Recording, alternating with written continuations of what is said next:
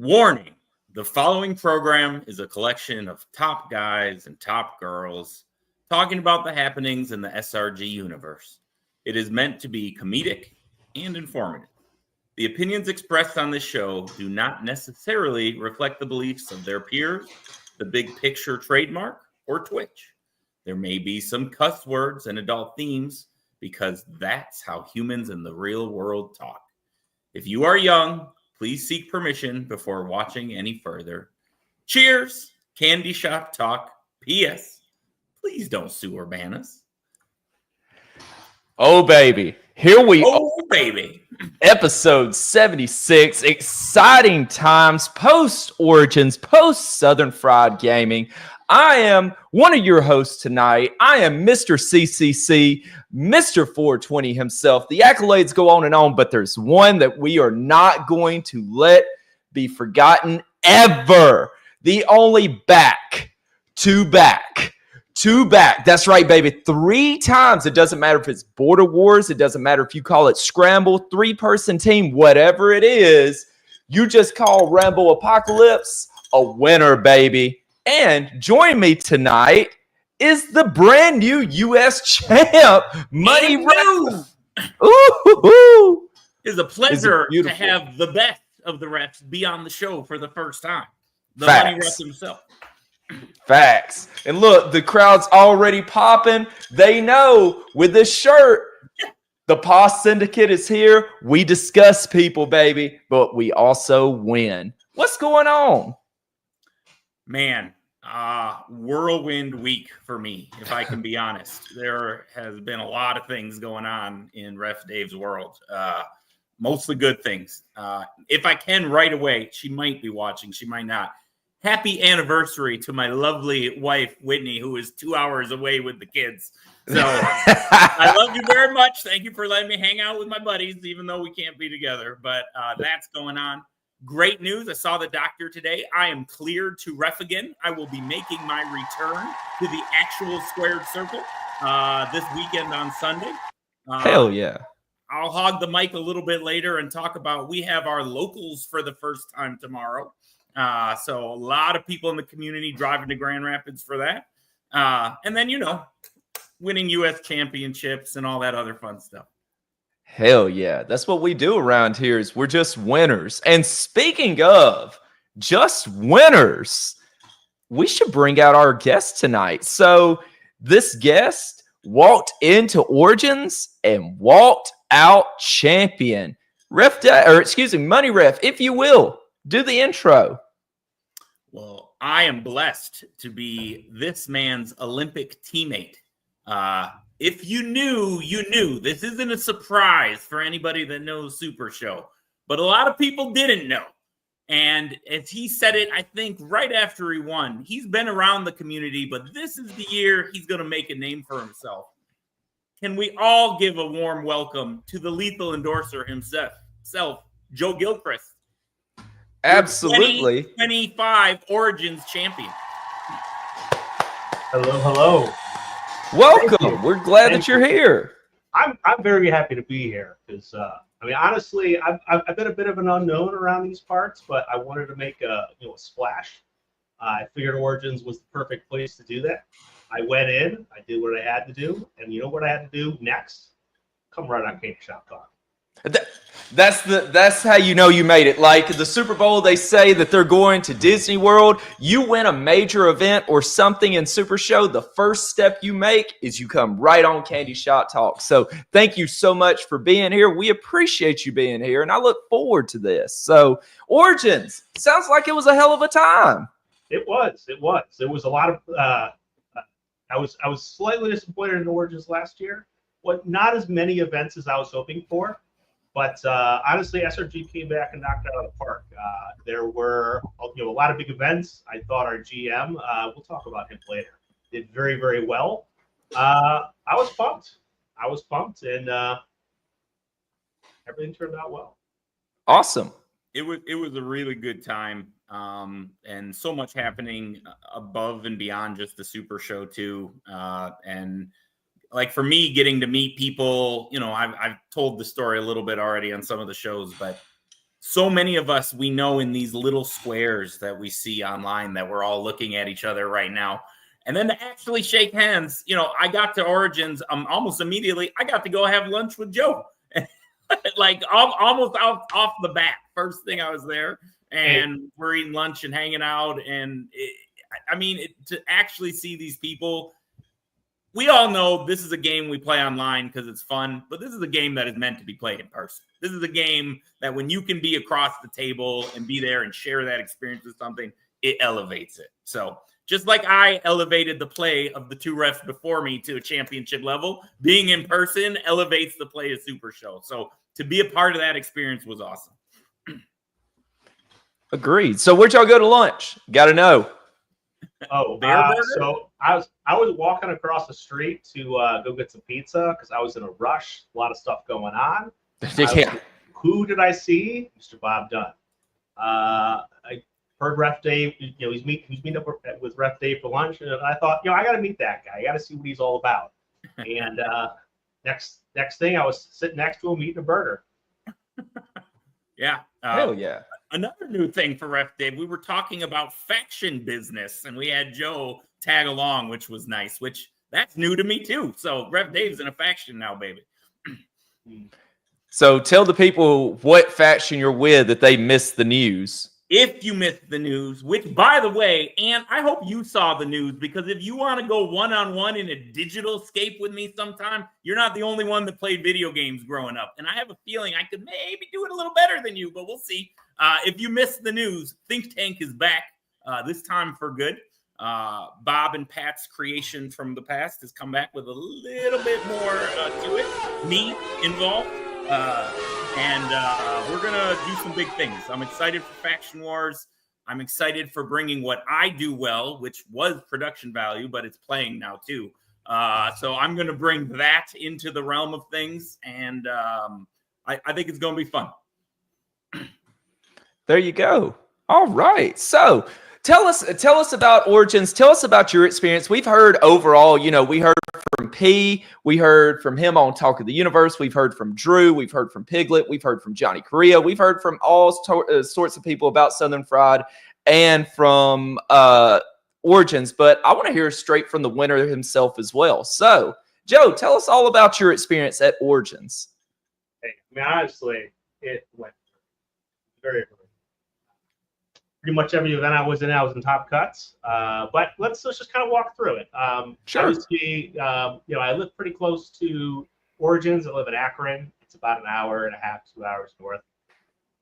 I'm a very slow getting up person, so I'm strolling in. Just barely missed the plate here. I wanted to play in it. I was really hoping to go against Matt Haas and his Fox Assassin, but didn't work out. In the evening, I got to play in the John Polverino tournament. I played my favorite deck, Gilchrist. Relatively unknown, but I think it's top notch. And I ended up making top 4 or something like that. Ended up getting knocked out by Mr. Bob Dunn himself with his soon-to-be world's competitor. But I thought I almost had it. It was very close, very close. So day one was pretty good. Obviously, Ref Dave. Thursday or was that Friday? That was Thursday. Thursday. I'm impressed that you did. You said top 4, right? With Gilchrist? Yeah. That's really impressive. So, especially with a dead 14 for the most part. I mean, grapple 6, power 5. No. I ran that grapple 6. It was live against Hell every yeah. competitor I went against. Every single competitor. I didn't get to play it. I'm not kidding. Love it. Like, I'll run it on a 7. I'll run it on a 6. Like, if I've got a skill, recursion that I could run that on, like a 7 seals, something like that with that power 6. But woo, just discard it. It's gone. That's exactly right. I love it. Yeah. It's like, oh, well, my 14 doesn't work. Get out of here. Let me have something else instead. I want to put Joe over just a little. Sure.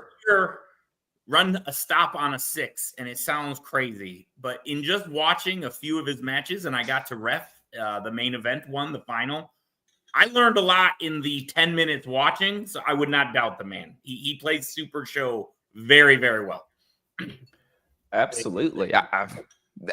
To finish top 4, like I said, with Gilchrist, like you said, somebody that's relatively unknown. Like, you hear certain names when you play the show, right? Like you hear Theo, you hear basically anybody that plays, and then you got some more, right? Like it's just mimic. But no. So, but I love the fact that you were able to do that. So please continue as you were saying. Next day, oh my gosh, it's kind of a blur. What even was the new event? Triads it was. Not tag. It was just normal triads. I ended up making. So I made it through the first round. I was playing Santa Calais, which is actually an amazing multiplayer competitor. Amazing singles competitor. But if you have the ability to affect other people's play without even being a part of the turn, and you can stop and finish, perfect, right? So I made it through the first round, and just barely snuck through.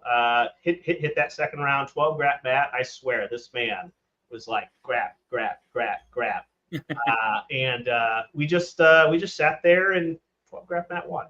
It was nice to see. Hell yeah. Let's see here. And then we had the random tag event. I went into it just wanting to have fun, just wanting to just walk in with a whatever deck and just have. I just wanted to have fun. I ended up being paired with a man they call Baguette. I don't know if you. I'm assuming you have no idea who he is because he shows up at Origins every year, and there's actually kind of a fun story. Okay. So this is prior to me being a Super Show, but Baguette is just a random guy who goes to the cons, and he showed up to the SRG booth, and he just had a floppy Baguette that's this long. Okay. And he's just like, hey, you guys should check out this booth over here. They got some cool stuff. And he's flopping around this Baguette. Well, Leo Larynx Schnurr sees it and thinks this is the greatest fucking thing in the world. Okay. Of course he does. Of course he does. And he runs like this to go buy his own Baguette. All right. And he ends up just making this guy's day. He ended up making him feel wanted. He just wanted to just made this man feel like SRG is a good time, and you should be around us. And you know what? He's been back at every Origin since. Okay, and he was at almost every event. Now, is he good at the game? Yeah. Well, you did fine in your first random tag match. Yeah, because Baguette carried me.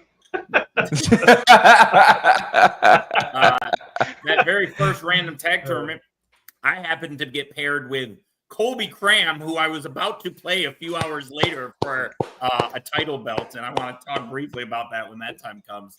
But that first game, me and Colby had one turn. No one rolled higher than an 8.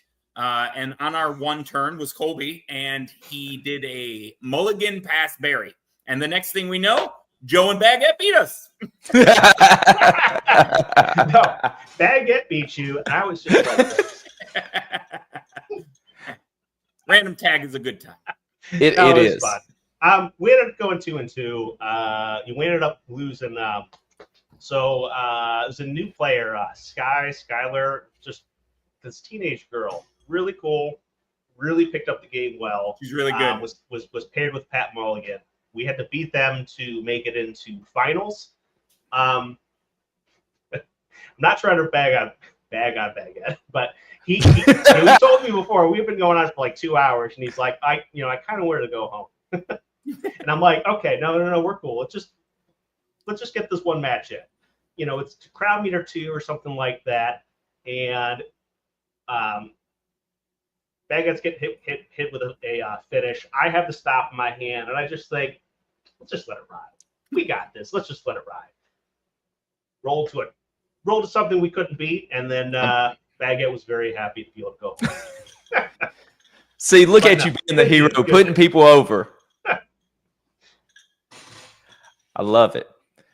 So one thing I wanted to mention that before I forget about it, Ref Dave, we hit 201 for our followers, which is absolutely fantastic. Shout out to everybody that is following us, that's watching the program. So that was one of our goals that we're trying to set for ourselves, is keep constantly improving. So shout out to everybody for doing your part and following, and we appreciate it. Any support that you show to the channel basically funds the channel. So now I'm part of an executive producer role as well, because Underhouse and I had to talk business of, getting this rolling for another year. So add executive producer to Rambo Apocalypse, as well as King of Media around here. So, but glad you had fun in the random tag. Like tag has been quite the topic around here. So how do you feel about tag? Do you enjoy tag, Joe? Or Joe, excuse me. Yeah, I love tag. I mean, it's generally a little bit more social. Generally, I mean, not always, but it's always fun to be able to tag with someone, either who's your bro or your dude, and you can go out there and just have a good time. Or you tag up with someone who sees the game a little bit differently, who has a little bit different thoughts on how to play, and you can kind of just get a feel for. You get a blend of worlds. You can kind of get a feel for what they're all about. So that's why random tag's fun. But it's usually about just playing with someone who you drive with, and coming up with some broken tag combos. Right. So let me ask you, if we know you got paired with Baguette, right? So, but let's say you got to pick who your random tag partner was going to be. Out of all the people that were there at Origins, you don't have to pick Money Ref. Don't worry about him. If you could have picked anybody to be your random tag team partner, who would have been besides Baguette or Money Ref? Well, it depends. I mean, if I wanted to win, I'd probably choose Pate. Pate is very good at tag. And actually, I'm starting to I'm starting to get to know him a little bit better as my Olympic tag partner. He is he's a character. He's great to be on your sideline, maybe not necessarily on the opposite side, but he is a great a great teammate and a great asset. Now that's not a fun answer though. Oh my gosh. You want to know the funniest thing that happened in that random tag? What's that? Sure. And they were talking about it, I'm sure, a little bit at Southern Fried, is Bob Dunn, on his quest to finally get his tag title, was paired with someone that used like 6 stops in their whole deck. Hiroshi Tanahashi? No, we didn't hear anything about it.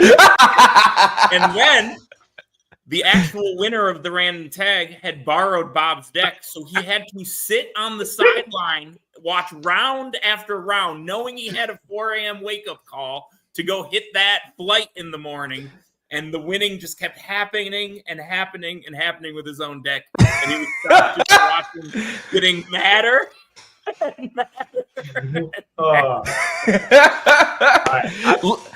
I say that because literally whenever I saw Bob the first morning, whenever I got to Southern Fried and I went over and talked to him, asked him how he was doing, and he told me, he was like, I had to sit there and watch tag teams being played with my own deck. And I was like, oh, that sucks. All right, I got some dirt about that story.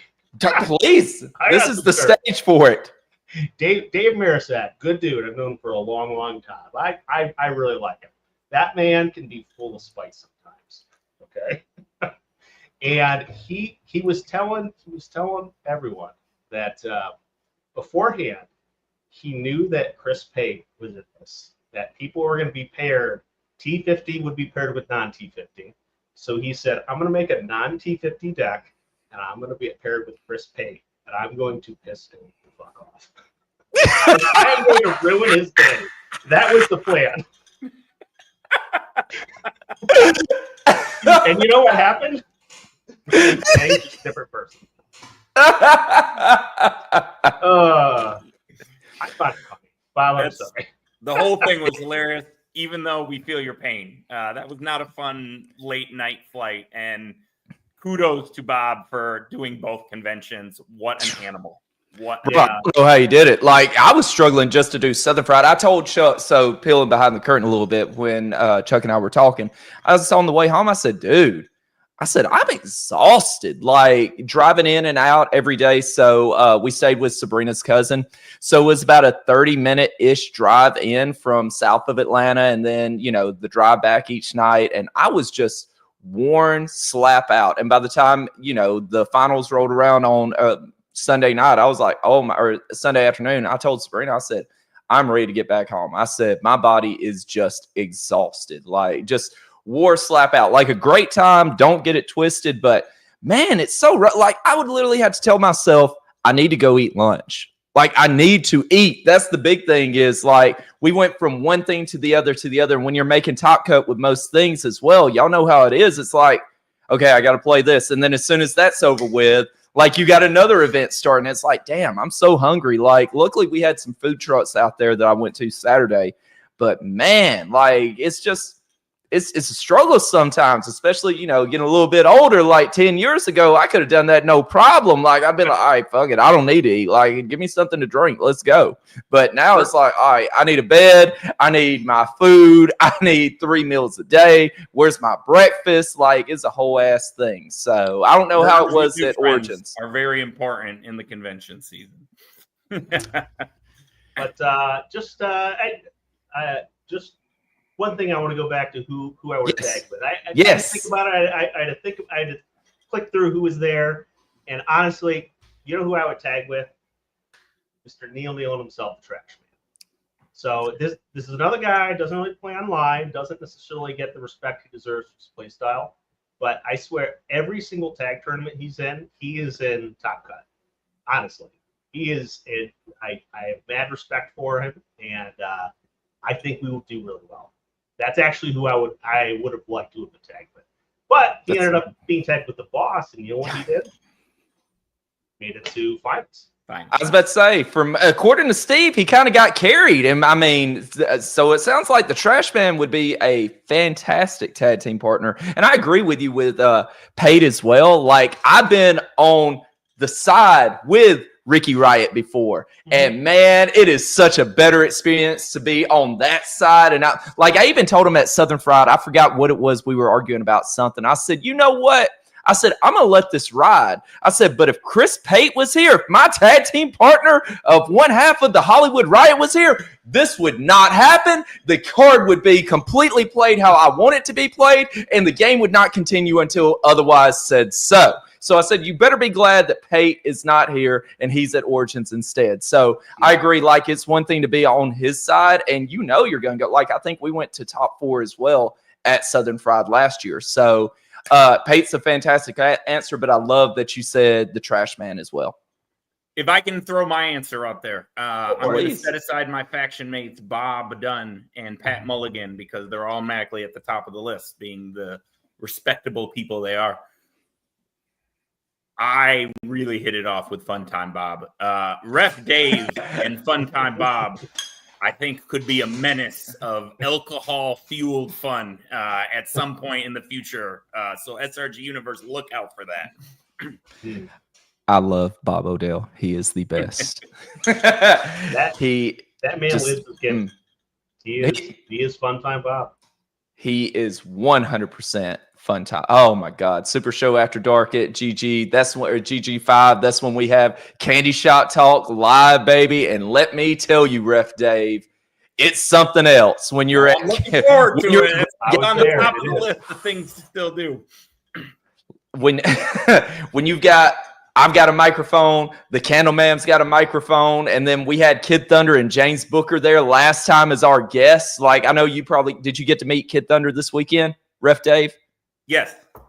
Love Kid Thunder, love James Booker, and it was just fantastic. And then, so we go from there into basically 2 minutes of you are being grilled. You must answer any question that's being asked of you as you're in the hot seat. And whew, there were some people that I was like, Batman will not beat this information out of me. You have lost your mind if you think I'm going to answer any of these things. So it's quite the time whenever we have that in person. So I'm looking forward to that as well. We had actually kind of like a random tag team event. It was the Bell's Bunk Flip Drink. And so I got my random tag team partner, and I love my random tag team partner.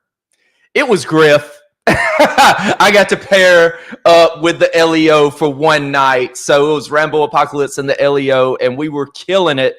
And then we got interjected in a triad tag team match, which was hell. It sucked. Every single match that I lost that was high stakes, it was like, guess what?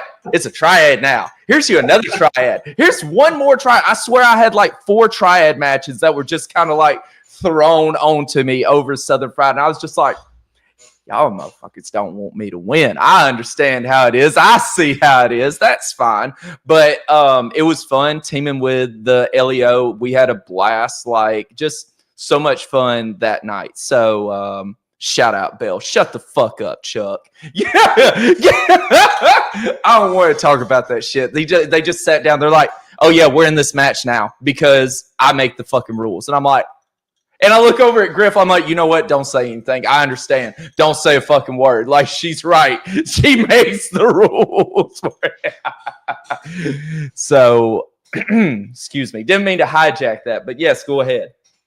Let me close. So Friday night, as the tag finals were closing up, is when we had this lovely match.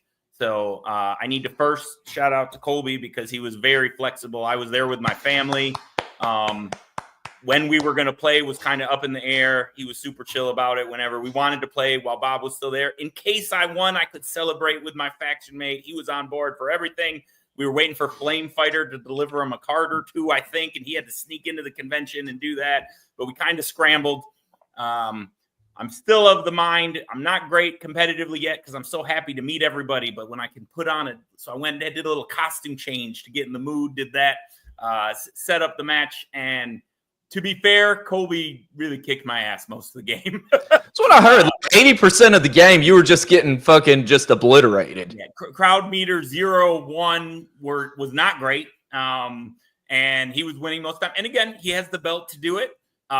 Fortunately, I said this, I think on Stat Card, what saved my ass was I was running Piglet, and he was killing me by rolling power. So every time he rolled power, I got to go grab a card. And that, even though I was getting smoked, I was able to pull that off. And what I really, really want to put him over is everyone's played Super Show where you're losing 5 turn rolls in a row and things aren't going your way and whatnot. And you get frustrated and you start to make mistakes and you go, so we're at crowd meter 2, and I'd been kind of getting trashed all game. And he throws a finish that I don't have to stop for. And I kind of dejectedly put my cards down. I'm like, I think it's going to be good. And he just looks me square in the eye and he goes, I've got a grip of 10. You know, just a nice way to say, hey, your spectacle's still on. I'm not going to do it a shitty way. I'm not going to have you go home, be upset about it. You know, he didn't have to do that. I probably would have forgot because of the moment and what's going on. So the amount of sportsmanship he had there was just excellent. And I hope I can be in that same position and do that for somebody else, because that was great. And unfortunately for him, because I spec'd and I was down, I think 6 or 7 cards, I could get the follow-up stop for the finish from the deck, which then the next turn I was able to play my finish after like the 1 turn roll I won, and he didn't have to stop for it. Game over, like that. So again, he did it the right way. He didn't do it dirty, and he wanted to make sure, you know, a newer player didn't get over, and I can't give him enough credit for that. And then afterward, we were eating late night pizza, and me and Colby played Super Show in his hotel lobby till like 3:30 in the morning, talking it up, shooting shit. And there's a lot of people that would be frustrated to fly from California to play a guy that only really got a title shot because he promos. I didn't beat anybody to do that.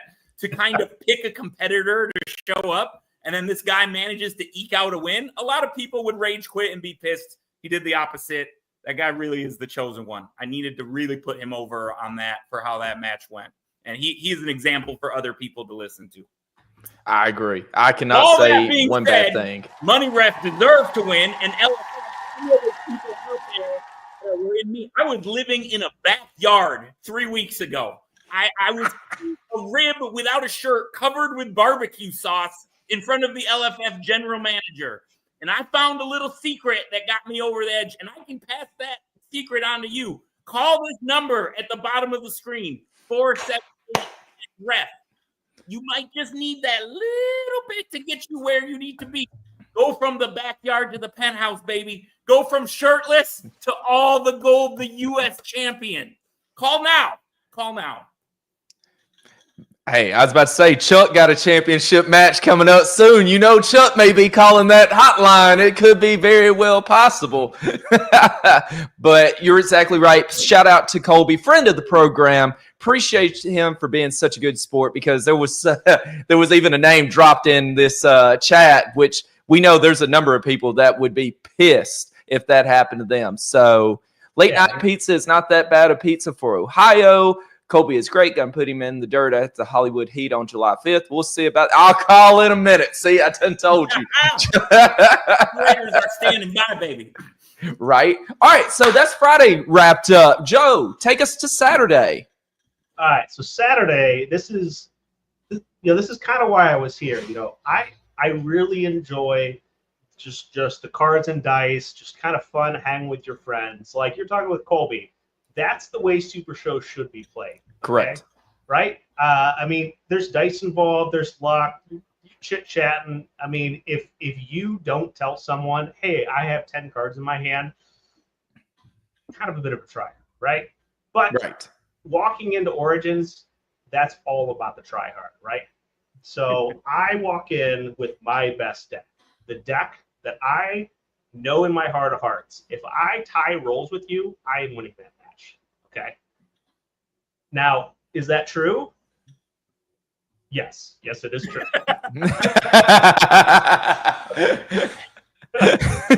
So, all right. KJ and Paula, like that whole line, like it's Wrestler Revolver, or whatever it is. Not Revolver. Anyways, that WW. Which one is it? The WWX? The Yeah. Southern States line. No, he's in the Southern States line. Sorry. Yes, Southern States. Is Southern States. Okay. Honestly, I play both those sets. I have just been running locals just mad with both those sets. I love them both. If you don't have them, you should pick them up. There's a lot of really fun competitors in there. Gilchrist, KJ and Paula, my two favorites. I saw KJ and Paula, and I knew my deck. My deck was in my mind. And this was like in November of last year. Like, I'm going to run this deck, okay? And it's going to be perfect. But the cards aren't out yet, okay? The Barry stops, there was 2 of them out, maybe 1. So I think the 4 was out. And I knew they were going to come out with the line. And I just sat there to eventually, when it comes out, and I'm why this guy, I'm going to make this deck. I ended up building it. Funtime Bob actually gave me a lot of help in building it. I was kind of a terror in locals for 3 weeks. I won locals 3 weeks in a row. Nice. And then I ended up going out to a CAC, the Ripple Ship CAC. Set that deck there, took top 4, ended up getting taken out by, I had to go through a couple of Worlds competitor. I ended up getting taken out by Old School Cyclone. Lots and lots of bumps. Anyways, we're not talking about Rip and Chip. I take this same deck, card for card. I haven't played it since Rip and Chip, and I take it there. I had a picture on my phone. I build it back up, and I take it there, okay? Ended up going 4-1 in Top Cut. Who beat me? Mr. Ricky Riot, the man I'm going to see in the finals. Everyone hates playing against him, but I'm going to tell you what, that man really hates playing against me because anytime I played him in Top Cut, every single time I have beaten him in 4 turns, and I am not kidding. I was about to say, and I know that kills him. Like, I love Ricky Riot as much. Like, I tell him every time I talk to him, I'm like, Pate, I love you so much. I was like, I know there's so many people that hate playing against you. I said, I love playing against you, and I said, I love you just as much. So it's just hilarious because I could see him just irate, just like, yeah, all right, that's it. So no, it's even better because first time I played him, it actually ended up being he had to pull me aside afterwards. Like I went into finals for the CAC. I beat him in top 4. He pulled me aside and he's like, "Hey, what was the deck state? Like, what were you doing? What did you roll? What did you do for my gimmick?" And I'm just like, "Oh, this." And like he's like, "Nah, you're right. I had no chance. It's okay. Good game." There you go. See? But that's the type of guy he is. Yep. So there was only 18 people in that morning tournament, but I'll be honest, I had to play against a lot of talent. Okay, it was smaller, but I had played against a lot of talent. The 18 were all of higher class than the bigger one later. Like these were all people that knew how to play Super Show. Gotcha. Yeah. Group stage, I had round 1, Colby, I believe. I'm looking at the thing, and I am not. Yeah, so I had Colby, which another guy we just talked about. First time I ever met him, very cool dude. Very some dry, quick wit, and he also fits very well in that Fun Time Bob, Booker Mania, like biting humor. But very cool dude. I ended up I didn't quite dice him, but ended up kind of getting control of the game, got a lot of turn wins, turned off his gimmick. He was playing Big Bad Bobby D, which didn't work out for him. Next match, I actually played John Portorino. I didn't know at the time I was going to be playing him 4 times to win. I had to play him 4 times, okay? The first time he's playing a legit Worlds competitor, just won a CAC. Trey Cranchell ran him. Very similar to my deck, just a little different. OG Cyclone is here. He's Worlds. KJ Paula is here, okay? But I know in my heart of hearts that KJ and Paula beats OG Cyclone every single time. And I could walk you through that. But basically, because his gimmick triggers every time, my gimmick triggers half the time, he had no discard the entire match. None. 0. Okay. So John plays, Paul Ferrino plays very defensively. He's waiting, he's collecting, he's trying to trigger his gimmick. Like, he had no deck, and I had 5 or less cards most of the match. And I ended up just Super Show, right? There was a little bit of luck, but I ended up taking that win. Very proud of that. First time I ever got, I ever got the best of John. It's a good feeling. I always loved it. And he's one that I love. Like, I played him at Grand Gathering or virtual Grand Gathering. And one thing I know that I got to do is talk. Like, I've got to get in his head, even though it's hard to get in his head. Like, I'm sitting there, I'm going to talk shit the whole time. Like, if I can do that and get in your head, like, I know that's half the battle. So that was part of it, is getting in that head with him. But I mean, it's still hard to even, I'm not sitting here saying, oh, I cracked John Paul Farina. No, I'm not saying that at all. But I did have, I can only ask for a chance when it's cards and dice. And this man is as lucky as Chuck when it comes to luck sometimes. And, crowd meter 1, Didn't roll an 11. We had to continue the game. That's how it be sometimes. But, I enjoy giving him an L as probably anybody else in this community. Like, he's probably my favorite person to beat just because, well, everybody knows why. You don't have to say why. Well, yeah, I was very proud to beat him, right? And Yes. I mean, we'll talk about it more when we get to that finals. But I will say a couple of good things about him now, and I'll probably say no good things about him later. I love it. When I went out into Rip and Chip, I took the train from Jersey to Rip and Chip. Okay, I had no car. Everyone had cars, and we're going around, and we ended up going out to dinner. And do you know who took me out to dinner with the crew? It's like, Joe, I got you. Come on, hop in the car. We're good. And I got to pick his brain, and when we talked about what happened that day, my deck a little bit. A lot of good insight. He is a good dude. But it's probably the last good thing I'll say about him today. That's fine. That's perfectly fine. We've had enough good P talk around here. This is a weird show. We're putting everybody over. We're not burying anybody tonight. No, We're Swaggy when you need him. Swaggy, who the fuck is Barry? So I could be like, no, I'll say it right now. Fuck him. No. Fuck that N-word. That was Problem is, you got Ref Dave and me. Okay, I will put everyone over, but I will try not to. I know that whole tournament is lucky that I had to go to the zoo on Saturday because I was rolling with the momentum, baby. I was feeling myself in Super Show, but family comes first. It was zoo day. Ref Dave was not at the convention all day Saturday. Hey, it's Columbus Zoo, one of the top zoos in the nation. I think it's third best in the nation. Very nice. Go check out the Red Panda Experience. Very nice. So I'm just intrigued by you doing this work with KJ and Paula. Like, this is fantastic. Tell me more. Like, yes. Tune in July 23rd, Stacked Card, to hear more about the work with KJ and Paula in a much more detailed venue. If you want to say a little bit, Joe, give them a little tidbit. But anybody that really wants the guts of it, tune in a month from now in Stacked Card.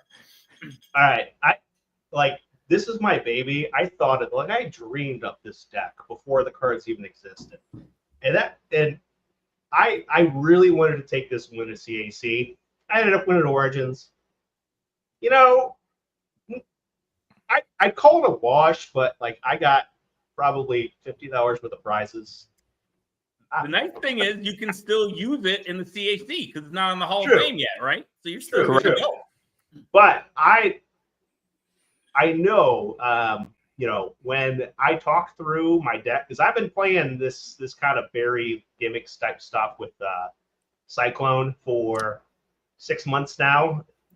When I actually kind of work through my logic and kind of my experience with it and how I play it, I think we'll be able to take my KJ and Paula tack, add it to OG Cyclone, and just completely forwards. I'll my say personal this. opinion. We haven't got to the final yet, but as soon as the final ended, I said, Joe, show me some of these cards in this deck. And he showed me a couple of them. And it's not a deck. It is an engine. Joe has built an engine. And there are plenty of competitors you could slot into that engine. Just so you know. Yeah. I like I did the same thing with Gilchrist. And Bob Dunn, when he saw what I was playing, he's like, "You're a madman. What? Why are you doing this?" You know what? Mad respect. But I ended up beating him in the first match. He beat me in the second. But hell yeah. So we can't get too much of. Obviously, I got cooked on my own show about the deck list. So, but tell us about the rest of how it went and such. You don't have to get into the guts of it. No. So the rest of the day was very simple. I went into finals. Yeah. I beat Ricky Wright in 4 turns. 4 turns. This is what happened. Okay, playing a new, why is my brain not working? Playing a new crowd meter. This crowd meter 0. If you hit a grapple, your opponent random berries. I win first turn, play a grapple. He lays out his 3 cards, and I point to a card, and that's the only stop that he had for the finish I had in my hand. Turn 2, I throw another grapple.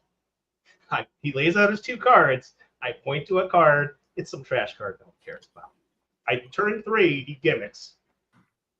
Or he spectacles. I can't hit him with finish. Turn 4, I win the turn roll again. I play that finish that he couldn't stop because of the crowd meter. Right. For my lead that got it out there. And he was just like, fuck this.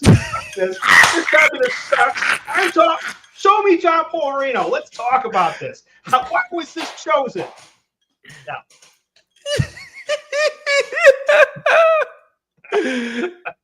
Oh, I can hear all of this. That's the best part of hearing this story is I can just hear all of these things. I can paint this picture in my mind of all these things happening. Bloodbath brawl match. Anyways, real quick, I had my little moment of glory. I got my prize. I got to pick any foil comp out of the binder. What'd you take? I didn't really want any except for one, Vacation Commish. Wasn't going to spend $60 out of it, but you know when I got it, it felt good. There you go. It's funny because I won the raffle at the end of the show and I took Mimic. So we took Vacation Commish and Mimic out of the binder. Also wasn't going to spend $60, but hey, I'll take it for free. Not a chance. When I heard $60, I said, what? For all of them? Like, I thought, not a set, not Vacation Commissioner, $60. I thought it was, you get all of them for $60. I was like, all right, you know what? I understand. That's a pretty good deal. And then they said, no, you don't understand. It's $60 for a set. I said, no, it's fucking not. It most certainly is not. I can promise you it isn't. And they said, no, it is. And I was just like, well, have fun. I can tell you who is not buying the full competitor sets. Go ahead. I was just going to say, instead of buying those $60 expensive cards, you can spend your money to win Super Show games. Call 478-ASK-REF, 478-227-4733. That is a much better investment. You will win your games. Call now. Or get in Rambo's secret stash. There's an even better idea. We'll put the PayPal name up immediately, and feel free to buy any that you want. They are on the buy, sell, and trade group right now while we're promoting the hell out of shit. Joe, you got anything you want to promote? Oh, actually, there's a couple of things I want from your secret stash. I was going to mention. Yes. I was going to post it to you, but I didn't get a chance. It's all right. I was about to say, we can do some business. I'm going to get that. Mm-hmm. Right. Shout out your buddy, the influencer. Gave us a little subscription right there, Money Refs. So appreciate the influencer for doing that. We appreciate you subbing for 2 months with us. I'm going to let you know, the influencer fucking hates Ref Dave and Bad Boy. You know who else fucking hates Ref Dave and Bad Boy? Influencer, I got to punch that motherfucker right in the mouth. Right in the mouth. If you didn't see it, go watch the video. God, that felt good.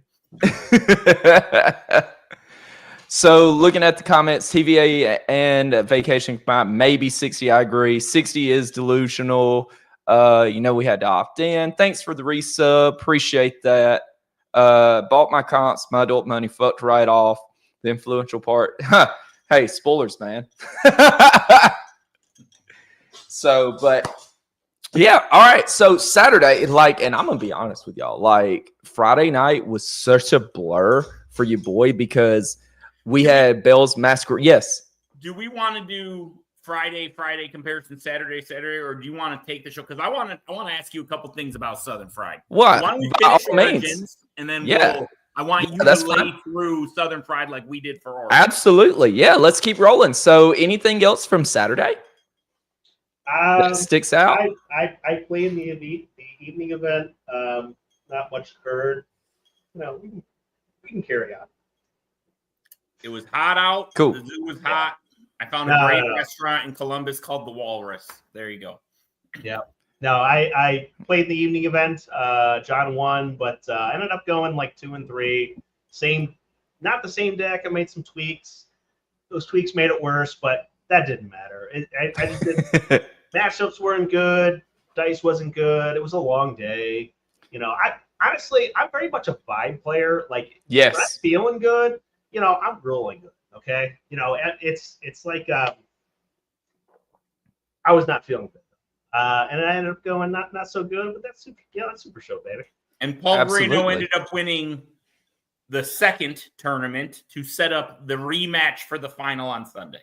Yes, which with soon-to-be Worlds winning ticket, I honestly don't think he's very good. But I don't think he's going to be Worlds. There's a lot of people that say he's not very good. Our former world champion, Yasmin, says he's absolutely trash. Drew. I think he's trash. under Worlds. I don't think he's going to be Worlds. I think he's going to be under Worlds. Well, look, like, basically, each turn you have a 1-4 chance of drawing a card, and also you have a chance of seeing hand knowledge, okay? And we'll talk about that in the finals. But right.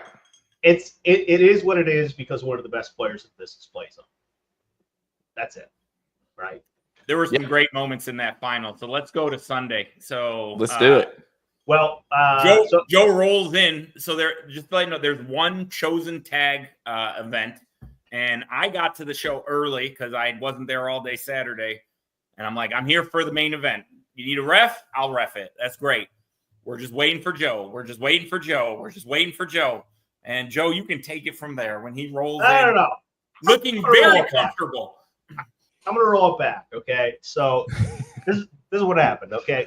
So, I lost the second one. I was feeling a little down. I'm just like, well, I'm just some dude. I'm just going to, I'll probably end up playing John. I don't know what's going to happen. We'll just figure it out. John finishes his match. It's like 12 at night. In Origins, it's not quite Grand Gathering at night, but it's close. So I'm about 4 beers deep at this point. Also, real quick, like, I won the U.S. title, and then someone hands me a beer, and we're like in a gaming convention where beers are not allowed, and I was like, fucking, hey, this is awesome. So I really respect that part of Origins. But go ahead. But, John finishes the match, and I'm like, congrats, we'll play in a bit. And like, someone's like, oh, you're going to play tonight? I'm like, you know what? Let's play one game tonight. Here I am. I do not play, like, Super Show and booze. I do not play well. That's why I don't play well online. So I'm usually, imbibing a little bit. Yeah. I'm making mistakes. But John was like, yeah, you want to play? And I thought about it for a second. I'm like, yeah, let's play one game. And he's like, actually, let's wait a little while. All right, I'll see you in the morning. So the morning rolls around. I, go to bed at like 1:30, wake up at who knows what. I'm still in my just kind of whatever mood. Hey, oh, wait a minute. Hold on. I need to take a pause here. Yeah. Because the world needs to see. Oh. He is not happy. This is Tato. Hello, Tato. He is a little chaos gremlin. And he is a ginger Persian cat that I got from a rescue. All right. Sorry, Tato. Little ginger pussy. I was about to say, Tato's over. All right. So, I wake up and I'm just feeling down. I'm feeling in the dumps. I'm just like, I'm hungover. I got to get this match in. I have to play it. If I skip this match, everyone's going to hate me. Or everyone's going to dog on me. I get in the shower and I'm just like, I'm doing that thing where I'm leaning against the shower and I'm just kind of doing this. And I think to myself, God damn it, I can't let John win Origins. I cannot win Origins. I cannot. Like, I trust you. I do not shit you. I did not care about this event. I was like, I don't even want to win. And I'm just like this against the shower. I'm like, fuck it. I have to beat him. So I'm like, okay, let's do this. I get out. I get my shorts on. I throw on my comfy hoodie, my Akron Rugby short sleeves hoodie. I throw on my flip flops, and I just I walk down. I get some coffee. I get a big old coffee. Then I'm walking up, and I see John. I'm like, hey, John, let's do this. And then we sit down, and then I beat him in 4 turns. I love it. Oh my God, I love it so much. Which was amazing. It was a great like 4 turns. It was just like the Pate match, almost identical. So I had to ask the question, what was the reaction when he lost in 4 turns? Here's the thing. It was best of 3. Okay? It was best of 3. Best 2 out of 3 falls. So, yeah, I had to beat him 3 times. Or sorry, I had to beat him twice. Meaning to win Origins, I had to beat Wolverino 3 out of 4 times. Okay? And I like to think he probably staged a little bit. I mean, honestly, actually, I think we knew this going in, but I kind of felt like he was going to get it going in. And I think John thinks there's no one in the world that can beat him 2 out of 3 times. Right? Correct. I agree. Unless your name is Yasmin as well. He was extremely confident until those first 4 turns. But my deck, it's very defensive and it's very aggressive. So I beat him in 4 turns, but when I say I beat him in 4 turns, I'm playing a card that thins my deck. And then I play a card that thins my deck. And then at the end of the turn, when I have my 3rd turn, I'm looking at 2/3 of my deck. Nice. Okay? So is it... It's not luck. It's not like I drew into a handshake. It's not 100%. It's the engine working. Okay? It's Correct. not 100% luck. So, and I just got lucky. You know, I got the cards I needed, and I thinned it out, and I ended up beating him on a 10. Honestly, I had nerves, okay? But honestly, I think those nerves helped me a little bit. When I started this match, very first hand, I won, and I said, "Oh, sorry, I'm just gonna mulligan." And I showed him my entire hand. He knew every card I had. He's like, "Oh, there's a lead there." Fuck. You know what? We're okay. I got this. And then he ended up seeing most of the cards anyways because of his gimmick. Right. But I ended up beating him pretty quick in that first match. Second match, ended up being a lot longer. So our 3 matches total last 40 some odd minutes. Second one was the longest. I thought I had it the entire time. I mean, this is the thing I do. Like big matches, I'll rewatch the stream and I'll pull up the rolls and I'll write it all out because I want to know, like, did I play it right? And John beat me the first 10 turn rolls in a row. And then he ended up playing a finish on me.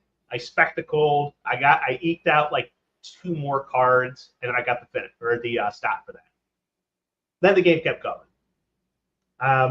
And then I won a bunch of turn rolls, and it ended up being 50-50 on the turn rolls.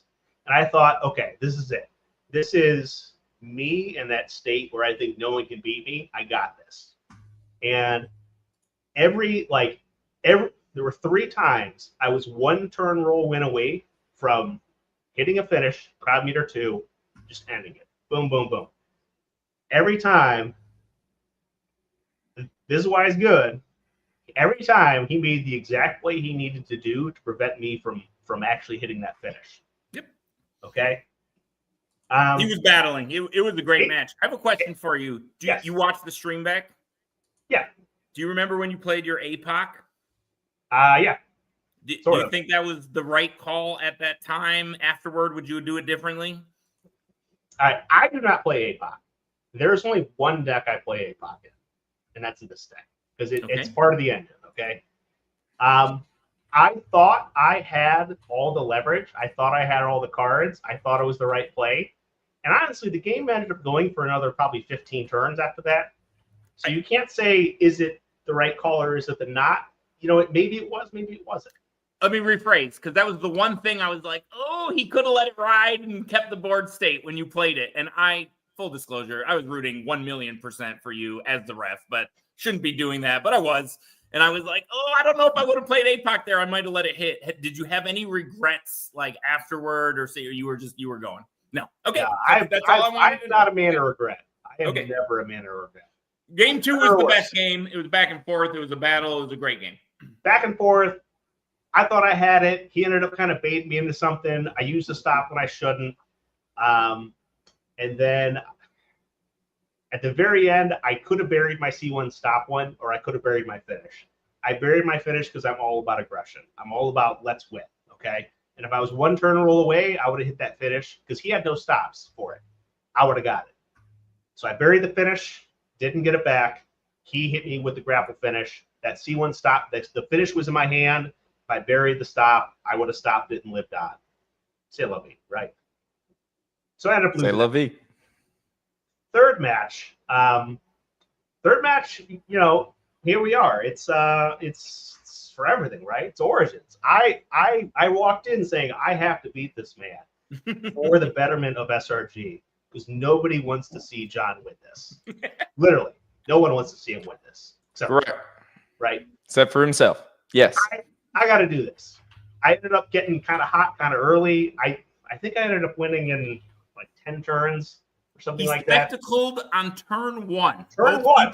Both people were playing Champion of Kickstarter. Joe flipped. I think it was a strike finish. And so I flipped my strike finish, my most protected finish, the one I'm pushing. I play Skill Chugga first turn, first turn. Okay, and he's John like spectacled turn one. I felt things were good when he had to burn his spectacled turn one. Mm-hmm. Yeah. Spectacles are important. You only get one. Facts. And then, it kind of worked out. I got my aggression cards out. I got my deck thinned. I top deck the grapple finish, played it, stopped it. Very next turn, top deck the sub finish, played it, he couldn't stop it. Okay. Sub finish copies the grap finish, and we're on. I roll a 5. That 5 turns into a weight from the finish. 8, better people have lost to 7s, right? But right, decent. Rolls a 5. Okay, all right. He is going to break out of this.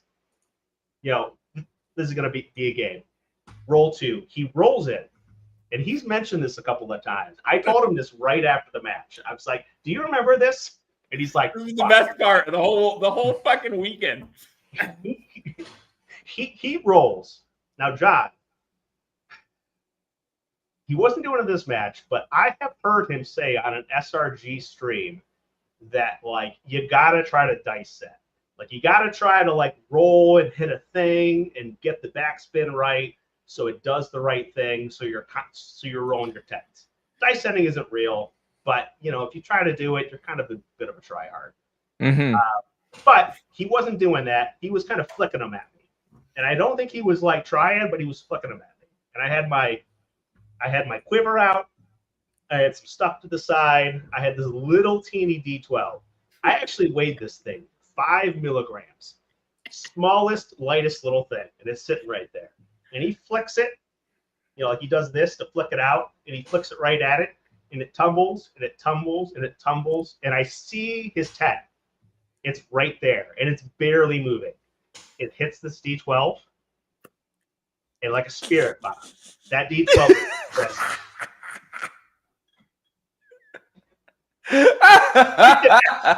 to a 5. Flipped it right to a 5. Right back to a 5. Like it was fucking slow motion. It was incredible. What a shame. What an absolute shame. You hate to see it. I don't know if y'all saw right before the Deep South title match between myself and Chuck, it was announced that had happened, and we absolutely all cheered. We lost our shit when we got the news of what had happened. It's like in the anime. The spirit bomb's building up. It fires back. 5. Cheers all around the world. It was really great. Oh, really that's fantastic. I love it. And then he rolled a 7. And then he rolled again. It was a 7. It was just, it was deflated. He was deflated. He was just like, I've seen it. I've seen it before. I saw it whenever I was on the call for him versus Yasmin back-to-back for the championship match. And I have seen that. Oh, it's just it's a work of art, if you will. but he was very gracious in defeat. And That's good. And honestly, this win only means something because I beat John Polverino 3 times to get this Origins win. Okay, you can't take that away from me. You cannot take away the fact that Origins was this or that. When I beat John Polverino 3 times not in a row, but 3 out of 4 times to win this. Yeah, it's pretty damn good. Yeah, it was a great run. Almost everyone was cheering for Joe. It was wonderful. And then Kobe and Pate won the paired tag with some broken ass shit. And then Origins ended. Let's hear about Southern Fried. Yes, I'd love to hear about that. Okay, so Southern Fried. I will try to do, like I said, the best I can, especially on Friday, because that was Bill's Masquerade, and I had partaken quite a bit because Mrs. Apocalypse was driving me home that night. So I didn't have to, because I had to drive the rest of the weekend, Saturday and Sunday. So Friday was my night. So it started off as, let me pull up what we got here. So the points chase was the first thing they had going on. And they give you a sheet and it says, you had to fill in who the person used, who was the person you played against. You had to get their signature. You had to get all this information. And me being me and knowing the state of mind that I was going to be in that night, I said, absolutely not. So the first thing I did was I took my points chase form and I threw it directly in the trash. That was the first thing we did. We don't litter around here, kids. But we immediately went to the trash with that because I was like, there is no fucking way I will be able to keep up with this all weekend long and supposed to add up the points and everything. Nope, goodbye. Don't worry about if you play me, sure, I'll sign whatever you need me to do. But as far as me keeping up with it, that's hilarious. But we had the Laws wild and crazy ass speed rounds. And when it is said wild and crazy, legit anything can go. Like I was in the middle of one of my games and Law came over and said, hey, you got a D6 there. Roll that die. Okay. So I rolled a 4. And then the next time I rolled a 2, I think. And he said, okay, draw 6 cards. All right, cool. Sounds good to me. Like one time something else had happened. Like it was just a number of different things. He would put people in triad matches. Like Jeremy and I were having a great match. He interjects Piglet in the match. And that's another triad that I lost. Once again, you'll see the theme of this weekend when it comes to triad matches. I held the L. But it was fun. It was great. I enjoyed it. And then we had the Underworld tournament. And once again, not a lot I remember. I don't even remember who I played. I think I played Rainbow Girl. I'm going to say I played Rainbow Girl. You did. I know you played Rainbow Girl. Okay, so I played Rainbow Girl. Loved Rainbow Girl. I think I made Top Cut. Maybe. I want to say I made Top Cut. And I know obviously I lost in Top Cut once I got there. But then they had Southern States Wrestling going on at this time, so most of us stayed down and we just played cards instead because the way we said it, and I'll probably catch flack for this, and I don't give a shit. You know me. I'll say whatever the fuck I'm thinking, and whether it gets me in trouble or not, I don't give a fuck. Like, that's the whole point of having this platform is to say this. I wanted to hang out with my friends. That was the reason I went to Southern Fried, was to hang out with them. I did not want to go watch the wrestling show, which nobody pressured me. Like, it was not like, hey, you need to go watch this wrestling show.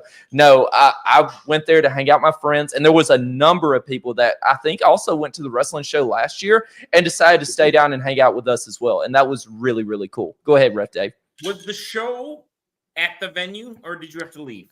Correct. It was at the venue. So literally you just went upstairs. You went, and last time it was in the ballroom in the back right corner, I want to say. And I'm sure it was still there again last time. Like, it was great the last time I went. So I was dressed up as Hollywood Rambo. I had the big fur coat on. I had my big old gold chain. I had this going on. And I walked in because, like, okay, behind the scenes of that, Steve told me just walk in like I own the place because I didn't have a seat in there. They had already said that, fire marshal said that there was too many people in there. They don't have any more room. He said, you walk up in there like you own that shit and you belong there and you can get in. All right. So I immediately walk up and they're like, are you involved with the show? I was like, yeah. Don't I look like it? So I walk right in. And so I'm standing at the back wall the whole time. And then finally security comes over to me and he says, are you supposed to be standing back here? I said, I'm going to be real with you. I don't know where I'm supposed to be. I said, if you need me to go sit down somewhere, he said, yeah, a seat just opened up like right up front if you want to go. And it was by Rowdy Ron, which was fantastic as well. So I ended up getting sit by the Super Show people. But it was great because I literally just walked in there. He was like, you look like you belong in a wrestling show. Get your ass in there. And I was like, okay. But this time, to say all that, I didn't go in there this time. And I stayed down there and we had a blast just getting just out of our mind, toasted most of us that – Yes, Ref Dave. I see Ref Dave's gears turning. I just see yes. it. Go ahead. Well, everyone, I'm going to let everyone. My goal at some point is to give you Ref Dave Presents Real Wrestling. So I want to see this, and I want it to be a Super Show event with whatnot. So that is my gears turning. But this is what I need to say, because I had a blast at Origins, but it felt like I was being at an SRG event at a game convention. And every time I saw a video from Southern Fried that weekend, it looked like a fucking bachelor party. It looked like people were drinking. And I'm going to let you know, I was jealous because Ref Dave's, the whole vibe is, like you said, be with friends, drink, do those things. Super Show becomes secondary. At Origins, Super Show seemed the primary, which is fine. There is a time and a place for that. I promise you, if I had partied like I want to when I hang out, Colby Cram would be the U.S. Friendship Champion right now. I would not be holding that belt because of where this was and what it was. But in the year 2026, if I have a choice, and I know they won't be at the same time, I'm going to go play Bachelor Party Super Show, not convention-style Super Show. And don't take that as a slight. I think that is the biggest compliment I can give, is that Southern Fried put this on like we were playing in a backyard with a bunch of buddies that are hanging out and shooting the shit and having a great time. And that was my FOMO. That's what I missed out on. I can get releases at things and other things, but that I was really jealous when I would see those clips and see that camaraderie and see that and wish I could be a part of that. And that's why I love to hear it from you, because I missed that a little bit at Origins. Origins was like a legit show. It was great. They did a fantastic fucking job. That grain gathering after dark. You get to see the best of the best on an open mic. At 3 a.m, many beers deep. It's fantastic. Oh, it's so good. So the theme of the weekend, if you will, you'd hear it many, many times. I don't know if y'all heard it over stream, but it was constantly said the whole weekend, and I'm about to pop the boys and the girls as well. Fun. That was the whole point. Everybody just said fun. That's all we wanted the whole weekend, was just fun. And I'm going to be honest with you, 90% of the time I was having a blast. There were a couple of times I wasn't in on the plan, and I'm like, why are you keep screwing me over with this? Like, I'm not having a blast. Like, I'm to the point of where I'm ready to fucking leave on Saturday, and we'll talk about that whenever I get there. But I was pissed because I was like, nobody told me the plan. Like, I didn't know what we were doing here, but we'll get there to that. So, made top cut. It was fun, I guess, from what I'm sure everybody... I try to be, have a good time while we're playing. And then the Midnight Masquerade happened. So Mrs. Apocalypse showed up. There was a number of different awards. That was really the only night that she was going to be there. Like, she came with me on Sunday just because we were getting ready to leave. But man, like, I'll tell you this, like, next year, just looking forward, like, I enjoyed the playing the cards aspect as well. But when I thought of like this masquerade, like, I wanted a party. Like, I legit wanted a party. Like, I don't know what I was expecting of, like, I know the crew that's going to be there, but I was just, I had fun, but I was just expecting like something else with the masquerade, because literally all it was we played tag team. That was it. You want fucking debauchery, SRG. Debauchery is the term for next year, because I'm going to be there and I fucking want debauchery. So, I don't know how we can fix that going forward. Like, I don't know if there needs to be like, a time that we have like strobe lights or, black lights, or, well, I guess black lights is kind of a bad thing for some of these people around here. # real beaters. But anyways, just something to make it feel like, hey, we're at this masquerade. And then, if we want to cut on the lights and play tag team wrestling, like, that's fine. Like, I get it. but I don't know. I was just expecting something else. But once again, Law and I were doing fantastic in the tag team round. And then all of a sudden, like, here comes Bill and Chuck and interject themselves in the triad match. And we ended up losing. Otherwise, we would have been to the finals and probably, no, there's no probably. We would have won Bell's Pump, Flip, and Drink event, but it didn't happen that way. But overall, like I said, Friday night was fantastic. Don't remember a whole lot just because I got to partake a little bit too much that night. So, anything else you want to know about Friday? No, sounds like a good time. Partaking too much is a positive. Give us Sweet. Saturday, Sunday. And once again, I highly recommend coming to Southern Fried because if you want to party and you want to have fun, like that's what you do. Literally, Danshi's walking around with a bottle of liquor the whole time. Like, it's the best. I've traveled twice. I traveled with that Ripper Chip CAC and I traveled with the Orlando CAC. Yeah. And I think going to see other promotions, see what they do, see what they're about. If you play cards, you want to see what the meta is. You want to see what's cool there, what's working out. If you like the personalities, there's a whole new world of personalities right there, right?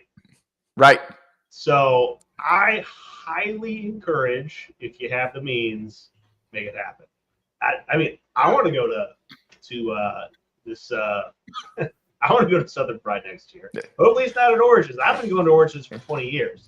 Right. But maybe I need to go to Southern Pride. I don't know. Sounds like fun. And I think it's going to be, I want to say, now don't quote me on this, but I've heard that it's going to be in July next year, which should help with the scheduling of such. So that way, you know, it's not double dipping with Origins and Southern Fried at the same time, because I know that was a huge thing as well. But let's catch up real quick on the comments before I move to Saturday. We had a Mrs. Rambo Apocalypse chant. Appreciate that. Misfit has joined us, said that he remembers the day that he discovered the lethal endorser. I love Misfit. You know what? He did have to have several people tell him I'm actually good. He's like, yeah, you're good. Let's join the Indian. But I love the Misfit. Nothing but love. Once again, I put him over all the time. I know not everybody, he's not everybody's cup of tea, that they don't like his cartoons and such. I love it. I absolutely love the work that he does. I hope MEW gets off the ground and he gets things rolling, because the more content, the better it is. Preach, baby. And we need that alternative viewpoint. And I appreciate all that work. Making cartoons is fucking hard. Right? He is one of the hardest working men in the business. Bar none, hands down, guaranteed. He puts in the work. Agreed. Oh, we got another sub. We got a sub from El Hombre Cibernetico, my faction, or let's see, what is it? Olympics teammate. Appreciate him for giving out that sub. And now we move to Saturday. And Saturday is what I'm so excited about, because myself, the Possum King, and Piglet have been keeping this secret for a while. We haven't told anybody. We knew what we were going to do with this team. We have been talking about it. And then Piglet said, because Piglet, if you don't know, is the biggest Bobby Lashley fan ever. His favorite wrestler, bar none, is Bobby Lashley. Absolutely loves him. So he said, we need to do the Posse Syndicate. And we're going to walk in, and when we do, we're going to start yelling, we discuss people.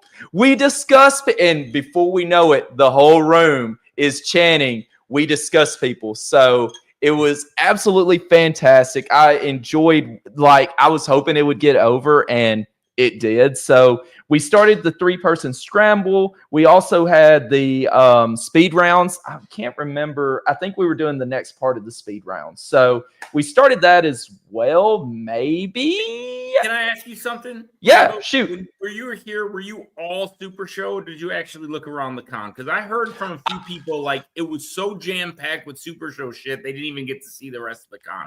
Correct. And that's the thing is, there's now, back up a little bit, because before Southern Fried, before the TVA got involved, it was supposed to be more of a fun con. It was more of, not really try hard, try more recruiting new players, just things like that. Well, we're going down there for one reason and one reason alone. Like, that's the whole reason why we're going down there. We're going down there for Super Show. And so, like, that's all we really cared about. Like, I know there was so much other cool stuff going on. And did I want to see it? Yeah. But the problem was there was literally no time. And so we've kind of created that own monster, if you will, that we have made it that way. And I mean, I'm sure some people are going to be like, you didn't do that shit, like blah, blah, blah. We made the final decision. And that's perfectly fine.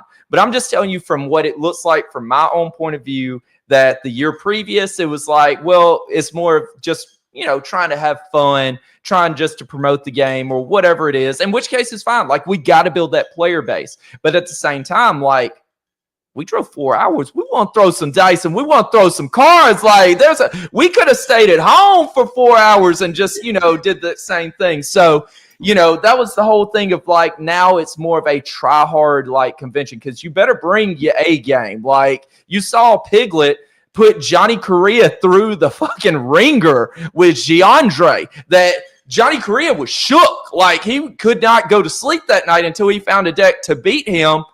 And he I love that deck, by the way. Fucking good work. Good work on that, making Giandre look right. Like a monster. I did not see it. I looked at that and I was like, what is this? Go check out no, Talk of the Universe. Yep. Talk of the Universe, walking through it, I'm like, this man's onto something. Right? Onto something. And he won a CAC, so obviously he's onto something. He did. He went up against Chuck. I played Mrs. Apocalypse in the top in the CAC, which was kind of a misstep. I probably should have played myself instead of her. Agreed. Absolutely. Joe, because Joe, look right there. President. The people love you, Joe. But I decided I was going to play her, but it really kind of screwed me over, because with the worlds being booked, that's majority of the people that she's going to screw over with her gimmick. So it didn't really affect me too much, aside from the top part. Like, if I bumped, if they rolled a 9 or a 10 and we bumped the next time, then it kind of worked out. But for the most part, it didn't really work the way that I wanted it to. So that's just, I was excited to play as her because I got a title shot with my own competitor the next day. So I was like, well, I mean, this is the time to play as her and see what I can do here. So pro tip, those of you that want to play, make sure it's an open format, and then you can take Mrs. Apocalypse and you can wreck all kinds of shit with that competitor. So, but by the way, I picked up my Rambo and my Mrs. Apocalypse at Origins this weekend. Very nice to see them out in the wild. Pick that up. There they are. Yes, I have those same things at home. Also, the stat card guys to be on my ass. I got less than 3 cases this weekend. So, so good. So good. He's fucking good. But Saturday after the Olympics. So Saturday was good. Like I said, the main thing was trying to work on the wild and crazy speed rounds, and that was basically it. We had the tag tournament. Elder Dan and I tagged together, and we didn't do too well, just because the dice weren't in our favor. Like, we played fine. It was just, that's how Super Show be.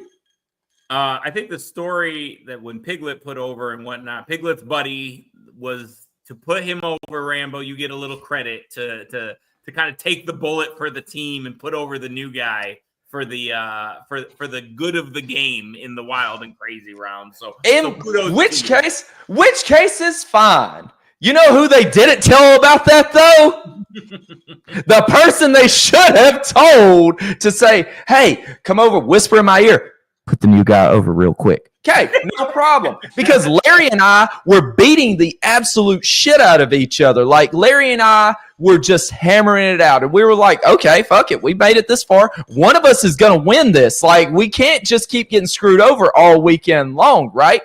And then... but you can. But then here comes the wild and crazy Money in the Bank cash in. And you get to start with a full grip. And you have Overdog as your as your extra competitor. Oh, also you get Johnny Correa's entrance, or not entrance. You get his plus 20 to strike as another card to help you. So there was a number of things, and I was just like, fucking what? Like, why are y'all doing this to me? Like, we're over here killing each other, trying to take it to the, trying to take away this victory, and then that happens. But Once I realized what the ultimate plan was, and I am 100% putting him over. I'm glad that we put over Piglet's friend. He was a super cool dude. Like, talk to him a little bit. Hopefully, he's going to get involved a little bit more with Super Show and go to the games in Jersey. So hopefully he'll get involved a little bit more. But yeah, that was that was quite the experience. And Larry and I were not happy because we didn't know. Like, then later on, I talked to Poss and I told him, I was like, just tell me next time. Like, I was totally fine putting the new guy over. And Larry and I wouldn't have beat the hell out of each other and kept the game going for so long because we had no idea. So it is what it is. So, but that leads us to Sunday, which I did not get there early because I was absolutely freaking exhausted and decided to sleep in a little bit. And I text the rest of the guys and I was like, hey, y'all let me know when y'all are going to be there. And they were like, oh, we're going to be there in 45 minutes. And I'm like, Mrs. Apocalypse and I have not even got up yet. Like, I'm not getting there any earlier. So ended up getting there maybe about 12-ish, I think. And that's when we had the Deep South title match. Man, how much fun that Deep South title match is. I'm going to put Chuck over. I know a lot of people don't like Chuck. I don't give a shit if you like Chuck or not.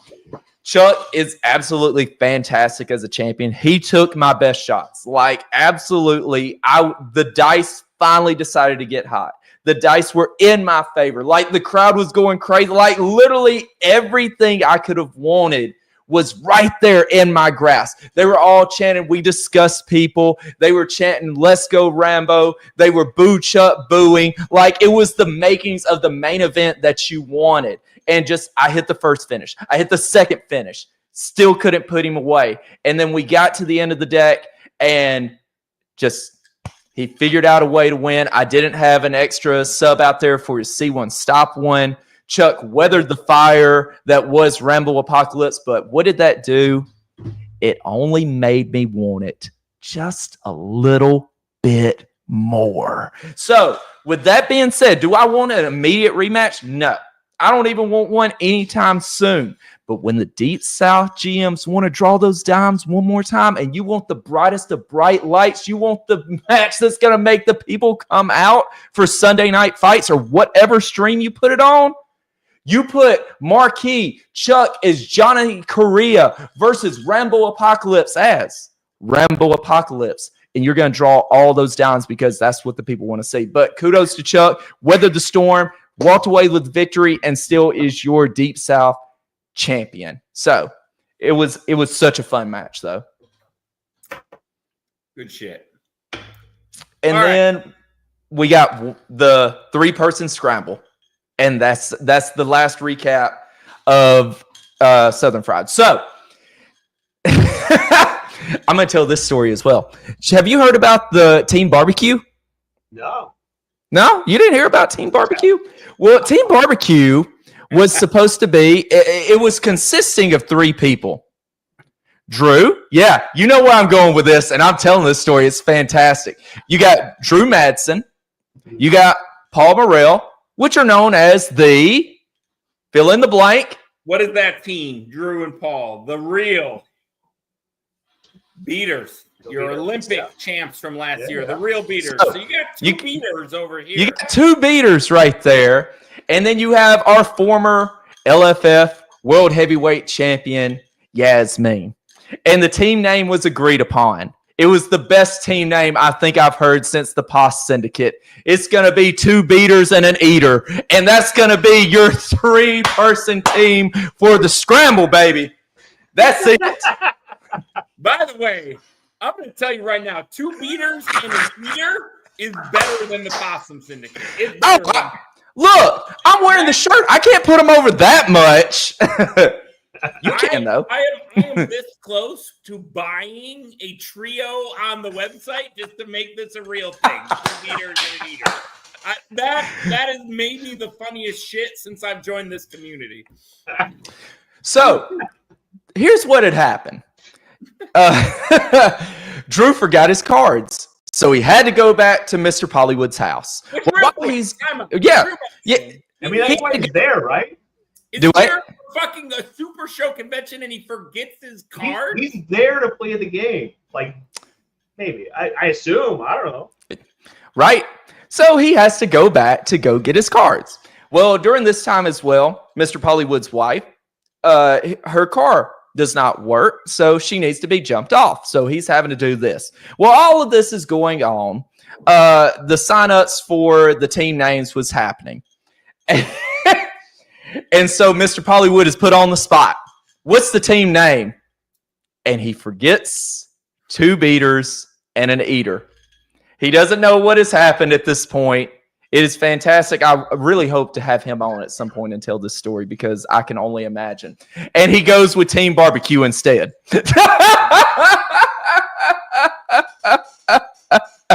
Not quite the same ring to it. Drew is not thrilled, to say the least.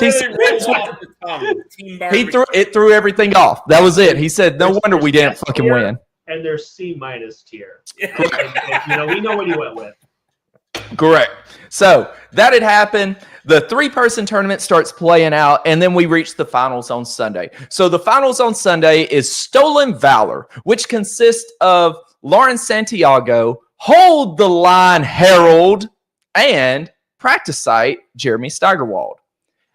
And then they go up against the POS Syndicate, which we know who those 3 consist of. And so originally the rules were supposed to be you can revive people instead of taking your finish roll. So let's say, for instance, the first person out was Lauren Santiago. So if they had hit a finish roll on one of us, they could have said, instead of doing that, we can bring her back in.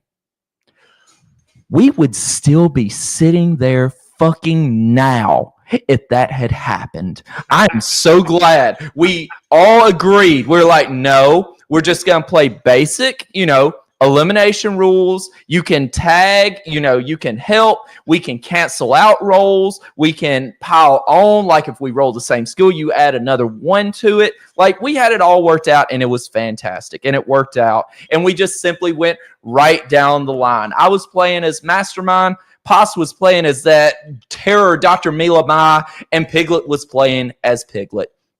Lauren was playing as King of Strings.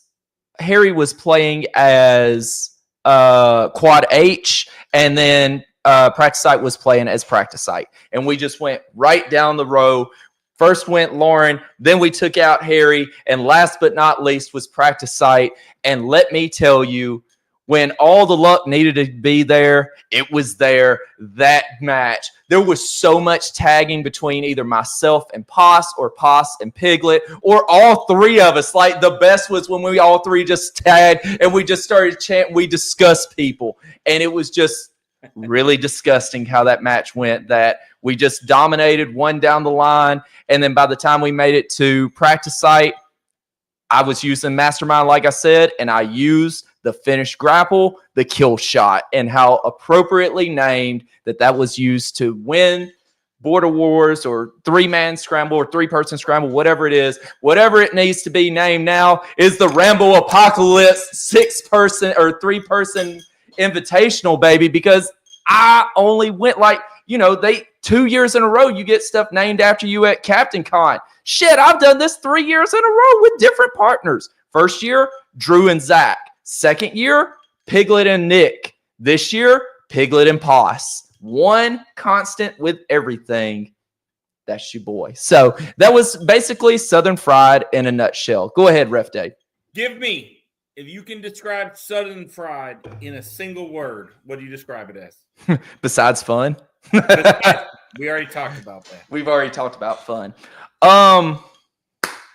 One word to describe Southern Fried would have to be, I'm just going to go intense, like with everything that's there, whether you're there to play and, try hard, or if you're there to enjoy the people, like the personalities, whether you're there for the drinking with Dan Shee just walking around with that bottle, like I said, like I was just like, this man is wild. Like this is some, I'm 21 years old for the first time in my life. I'm walking around with a Jack Daniels bottle in my hand. Wild here at college. I'm just you were able to describe it in one word. Give me origins in one word, Joe, for you.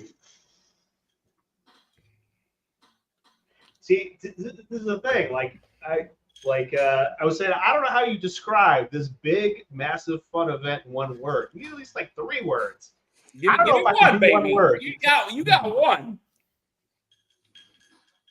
I'll give you mine. Oh, wait. Mine is victory. Victory is my one word for Origins, for Ref Dave. Money Ref, baby. I mean, I'm going to give it 2. The top. Honestly, Origins historically has been the biggest tournament to win, if not one of the best 2. It's Origins and Gen Con, right? So the history-making Matt Pineapple, Matt Nealon, won Origins and won Gen Con, and that was basically player of the year material right there, right?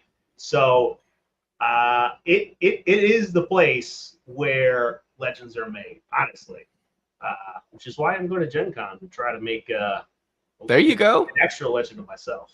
Hell yeah. Tell us about the big fucking margaritas. Oh my gosh. So there's like 1 block away from where we play Super Show. There's this really terrible Mexican place. Just think of like Mexican street tacos, but shit. Okay. Okay, I'm with you. But they have decent tacos, or sorry, not tacos. They have decent chips, and they have really cheap margaritas. And you can get this what they call a fishbowl margarita, which is I'm going to say it's like this big. Okay. Like a carafe of margarita. It's 3 carafes. Okay. Oh, now the funniest thing I can tell you is the last time we went, the dude who I really need to get him on camera. I really want him on this for the. Look at him. There's the dude. Speaking of the dude. Can we bring the dude on? Dude, can you turn? Yeah, there he goes. He is in person. He's muted because he's on the same mic. But right, dude, the last time we were there, he was like, Joe, I paid like an extra $5 and I got extra tequila. And I was like, this is a great deal. This is awesome. This is the best. I sipped his margarita. This was not bottom shelf. This was dumpster grade tequila. And that's all you could taste. I have a great margarita story. It's a little bit of a tangent, Super Show adjacent.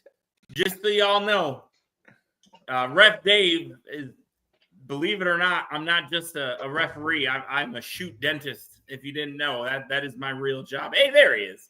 Slightly easier. At dental school, we used to have the Margarita Challenge. I went to University of Detroit. In Detroit, there is a little small faction called Mexican Town, which has authentic Mexican restaurants. And the Margarita Challenge, just so you know, these are the doctors that are treating you in the world, was who could go to Mexican Town, drink the most margaritas, get back to class, and pass your what do we call it? Your practical exam. You're drilling, not on real people. Not on real people. Plastic teeth. Who can go get the most margaritas in your body? An hour later, get back to sim lab and on the plastic teeth perform root canals, crowns, fillings, all those sort of things. By the way, I own the championship in many of those categories. Just so you know. I was going to say, I don't want to hear about the winners. I want to hear about the losers. Okay, tell us about who failed that challenge. There were teachers didn't love us. Teachers did not love us in dental school. That is a story for another day.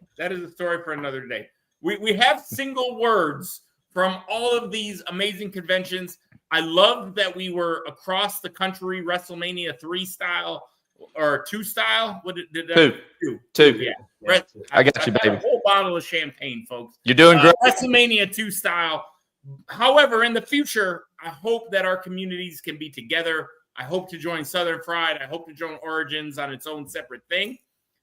Rambo Apocalypse, as per the Candyshop tradition, I heard we have a Mount Rushmore tonight. We do. And before we get to it, thanks for the raid. Those of you that are just joining us, we appreciate you coming and joining us. This is talking about Super Show the game. the best cards and dice game that there is, plain and simple. So if you don't know anything about this game, hang out a little bit, get to know us a little bit better, talk to the people in the chat, and they'll let you know what's up with this game because it's absolutely fantastic. But yes, we do have a Mount Rushmore tonight. And Joel, I'll go ahead and let you tell Ref Dave what we're going to be doing tonight. I have heard about the Mount Rushmore. Sometimes it just seems like a time to dunk on people. Sometimes it's time to dunk on yourself. But you know what? I think today we want to have a little bit of fun. I'm thinking your Mount Rushmore of jukebox plays. Now this could be you're in the bar, you want to make everyone leave the bar. This could be you're chilling, you're cool, you want to play this good song. Let's hear what it is.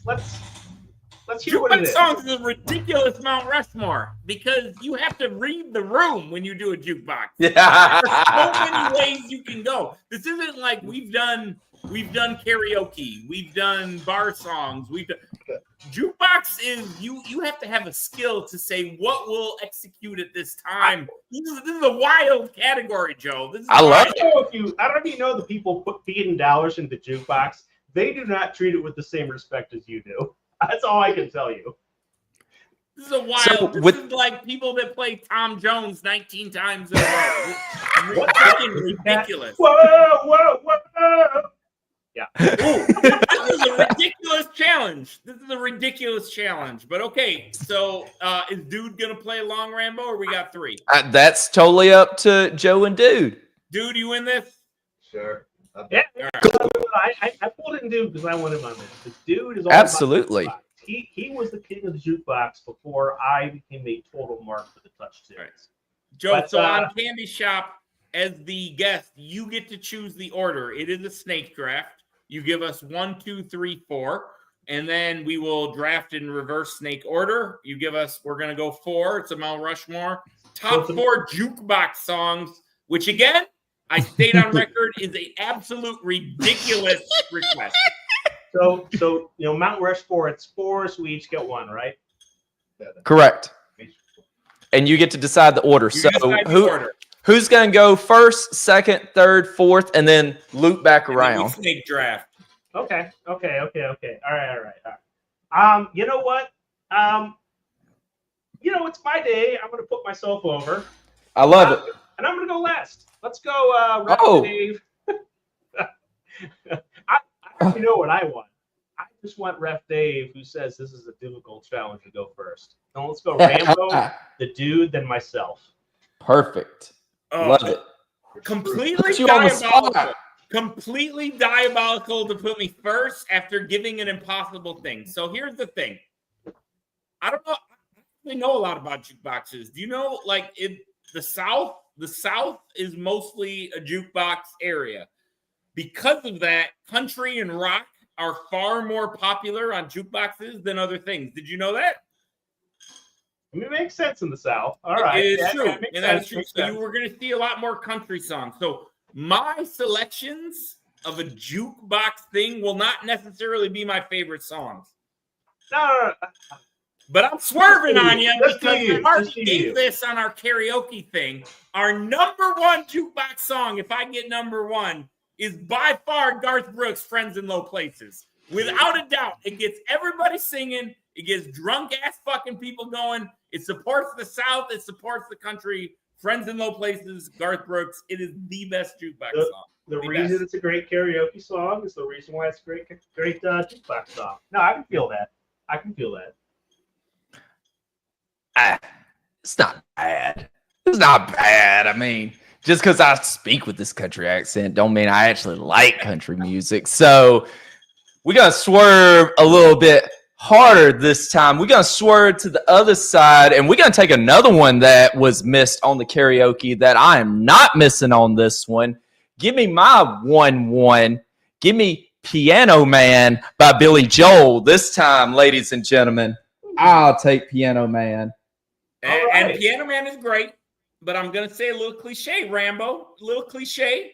That's like picking Journey. I know someone's gonna pick Journey at some point. That's the shit say for everybody. I Fucking get it. worse. I'm not trying to Look, you know how it goes. I'm gonna put the poll up, and everybody's gonna start off, and they'll vote for somebody else. And by the end of the damn poll, who wins? The same person that wins these things as well. So I mean, I gotta tell one story about Piano Man. So I heard. look right there. Even your think tank leader knows. Funniest story I ever fucking heard about Piano Man, because I worked at a bar for all through college, like 6-7 years. I was the head bouncer. That's when I was ripped and fucking strong. I got old and weak. That's a different story. But when I was strong and I was the head bouncer at the bar, I had a guy come in. We used to play Piano Man at the end of the night. Get right. the bar out, right? Makes sense. Everybody of our complexion understands that. I had this black guy come up to me and he was like, "What the fuck is the song that you play every night?" He had no fucking idea. Really? And he was like, I didn't know if it was going to be a Klan rally. I didn't know what the fuck was going on, because the whole bar would start singing the song, and I never heard of his culture. So Piano Man has a special place in my heart because I think of that dude and it cracks me up every fucking time. That's fantastic.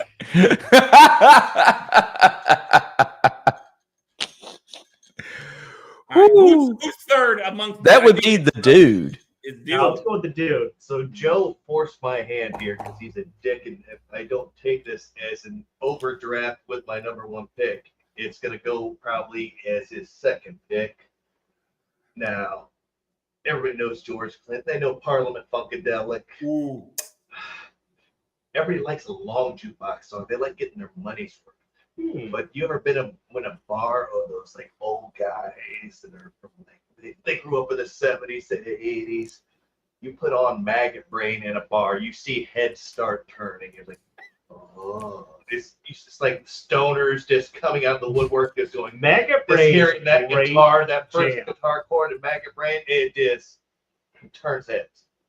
All right, Maggot Brain is an amazing song. Okay, good pick. First question is, Ref Dave or Ramo, do you even know what song we're talking about? The answer is no. All right. So this is one of the most emotional songs you will ever hear in your entire life, and it's only guitar. Just think of a song where it's nothing but the guitar, and if you know kind of like what the song's about, it'll bring a tear to your eye. It's one of those songs. Who's the band? Parliament Funkadelic.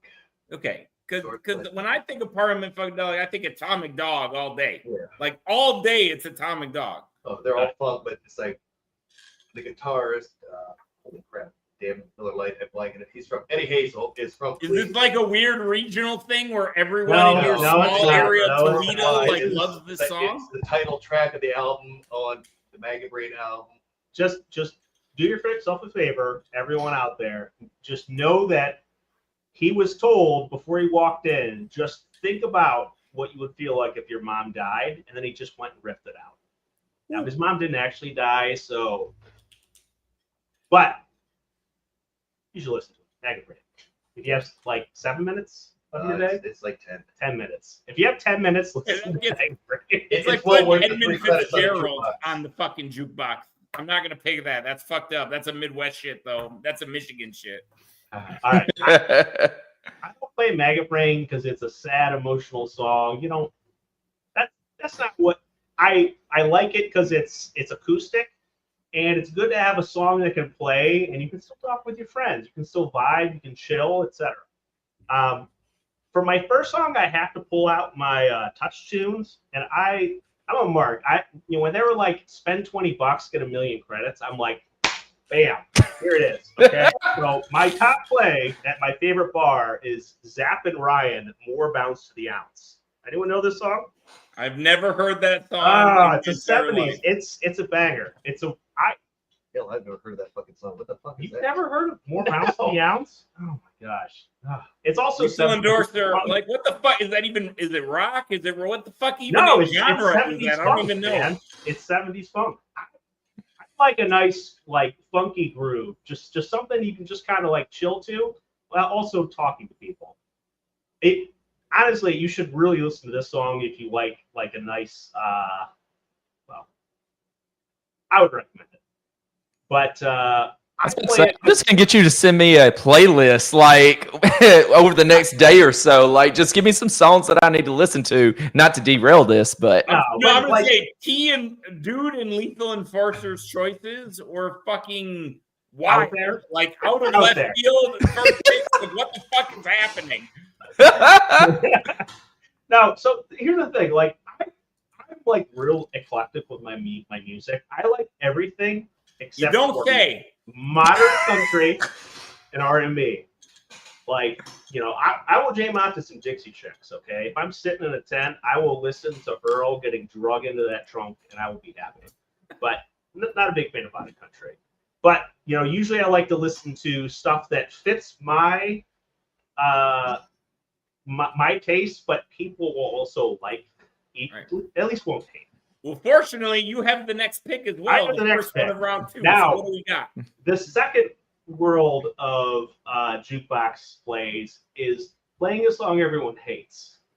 Okay, so everyone has their story of playing, whatever it is. What's That Pussycat 20 times in a row? I don't do that. I don't do that. That's in poor taste. I just play one song that's 9.5 minutes long, and that is Chuck Mangione, More Than a Feeling. Have you ever watched King of the Hill? Yeah. That's the only reason why I know who Chuck Mangione is. But Very excited for the new season coming out, but yes, go ahead. It's also a banger. It's real slow, it's chill, and then like the horn starts coming in, it gets a little funky, and then 9 minutes later, everyone's like, "Oh, thank God!" While I'm happy. But you should also listen to that song. You guys are fucking dickheads. More About Us Out's great. More Than a Feeling. More Than a Feeling. Great song, but no one wants to hear it for 9.5 minutes.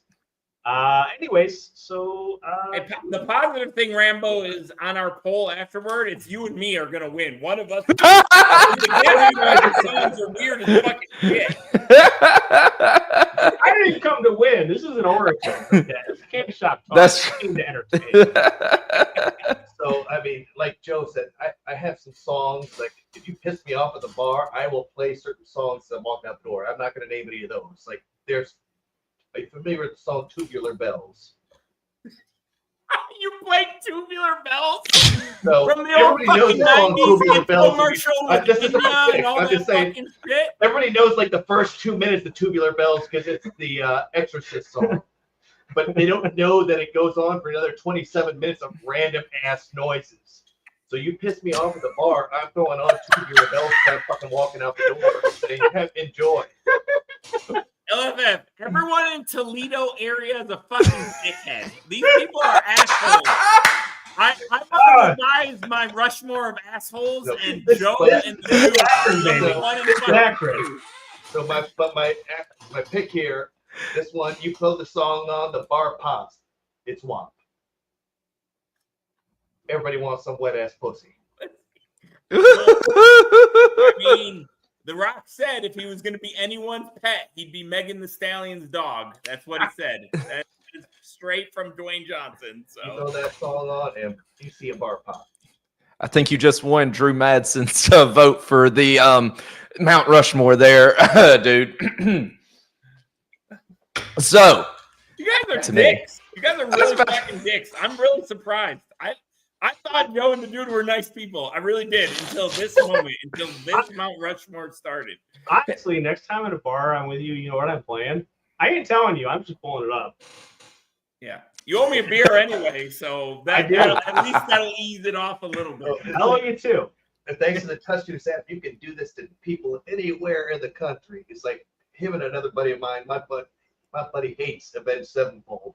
I'm laying there in bed, jacking up Avenged Sevenfold, like back to back on the jukebox for like an hour.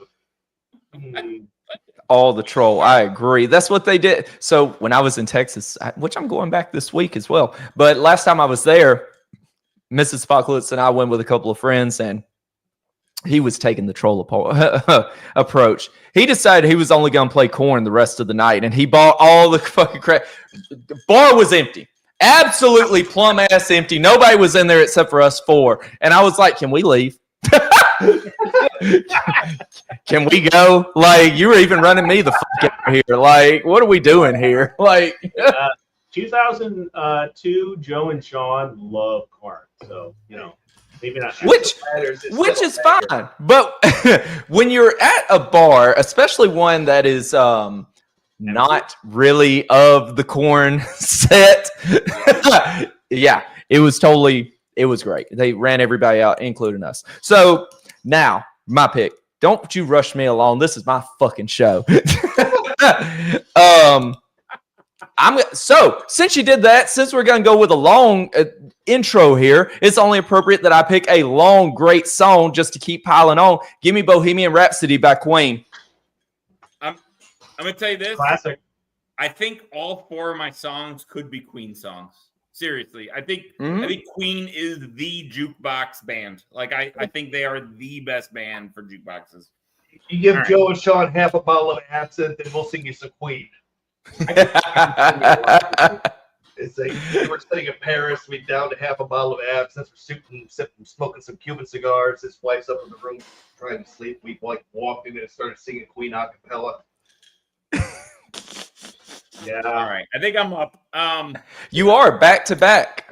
All of my songs are fun songs. I have no trolling, no dickhead shit. Yeah. I do not represent the Midwest like the 2 below me. We're not all assholes. I'm putting money in the machine because I want people to be happy. And again, I gave you my country song if I'm in a country bar. This is my rock and roll song. If I am in a dive bar, something where we just need a little boost. Again, the most important thing with a jukebox song is to read the room. That's why this list is impossible, because the real list is you have to be there. You have to be about 70% drunk. That's how you get your perfect song. But in this case, if I have to go to the well and pull something up, it's that intro of Sweet Child of Mine, baby. Give me Guns N' Roses. Give me Sweet Child of Mine. Every single person in the bar knows that lick, and they are going to get behind it. So that's my number 2. And then I get to transition right into number 3, which is a whole different vibe, because guess what? Ref Dave has a bunch of friends in a bunch of different walks of life. And when Ref Dave is hanging out in more of a dance party type situation, and we need a little bit of little 80s fun, early 90s fun, that's when Ref Dave puts Whitney Houston, Dance With Somebody on. And you're a piece of shit. You're a piece of shit. That is a great song. Yeah, great song. You can't go wrong with Whitney. And call me a piece of shit, but guess what? I'm right. There's not a lot of Rushmores I'm going to win. I think I'm going to win this one because the only person I'm competing against is Rambo, because fucking songs from bands no one's heard of, unlike the 2 at the bottom. So you need to play the songs we're saying, and then you'll probably change your mind. I promise I will go check it out. But nobody in the fucking right mind is picking bullshit 90-minute Parliament funk that's not Atomic Dog over Whitney Houston. Whitney Houston is going to beat you every fucking time. Rambo, take that shit away. All right. I don't give a shit about your categories. I'm just picking fucking winners. You can go hang out with all your different set of friends. I'm just going to hang out with fucking winners. And I'm taking Brandy, You're a Fine Girl by Looking Glass, because that is such a great jukebox song. It is fantastic. I love that song. That is my regular, that is on my regular list of plays. That is a great song. Thank you. Put me over, baby. I love it. You'll get more in time on this show than anybody. You keep putting me over. That's the key to being on here. I got my job here. That's how much. I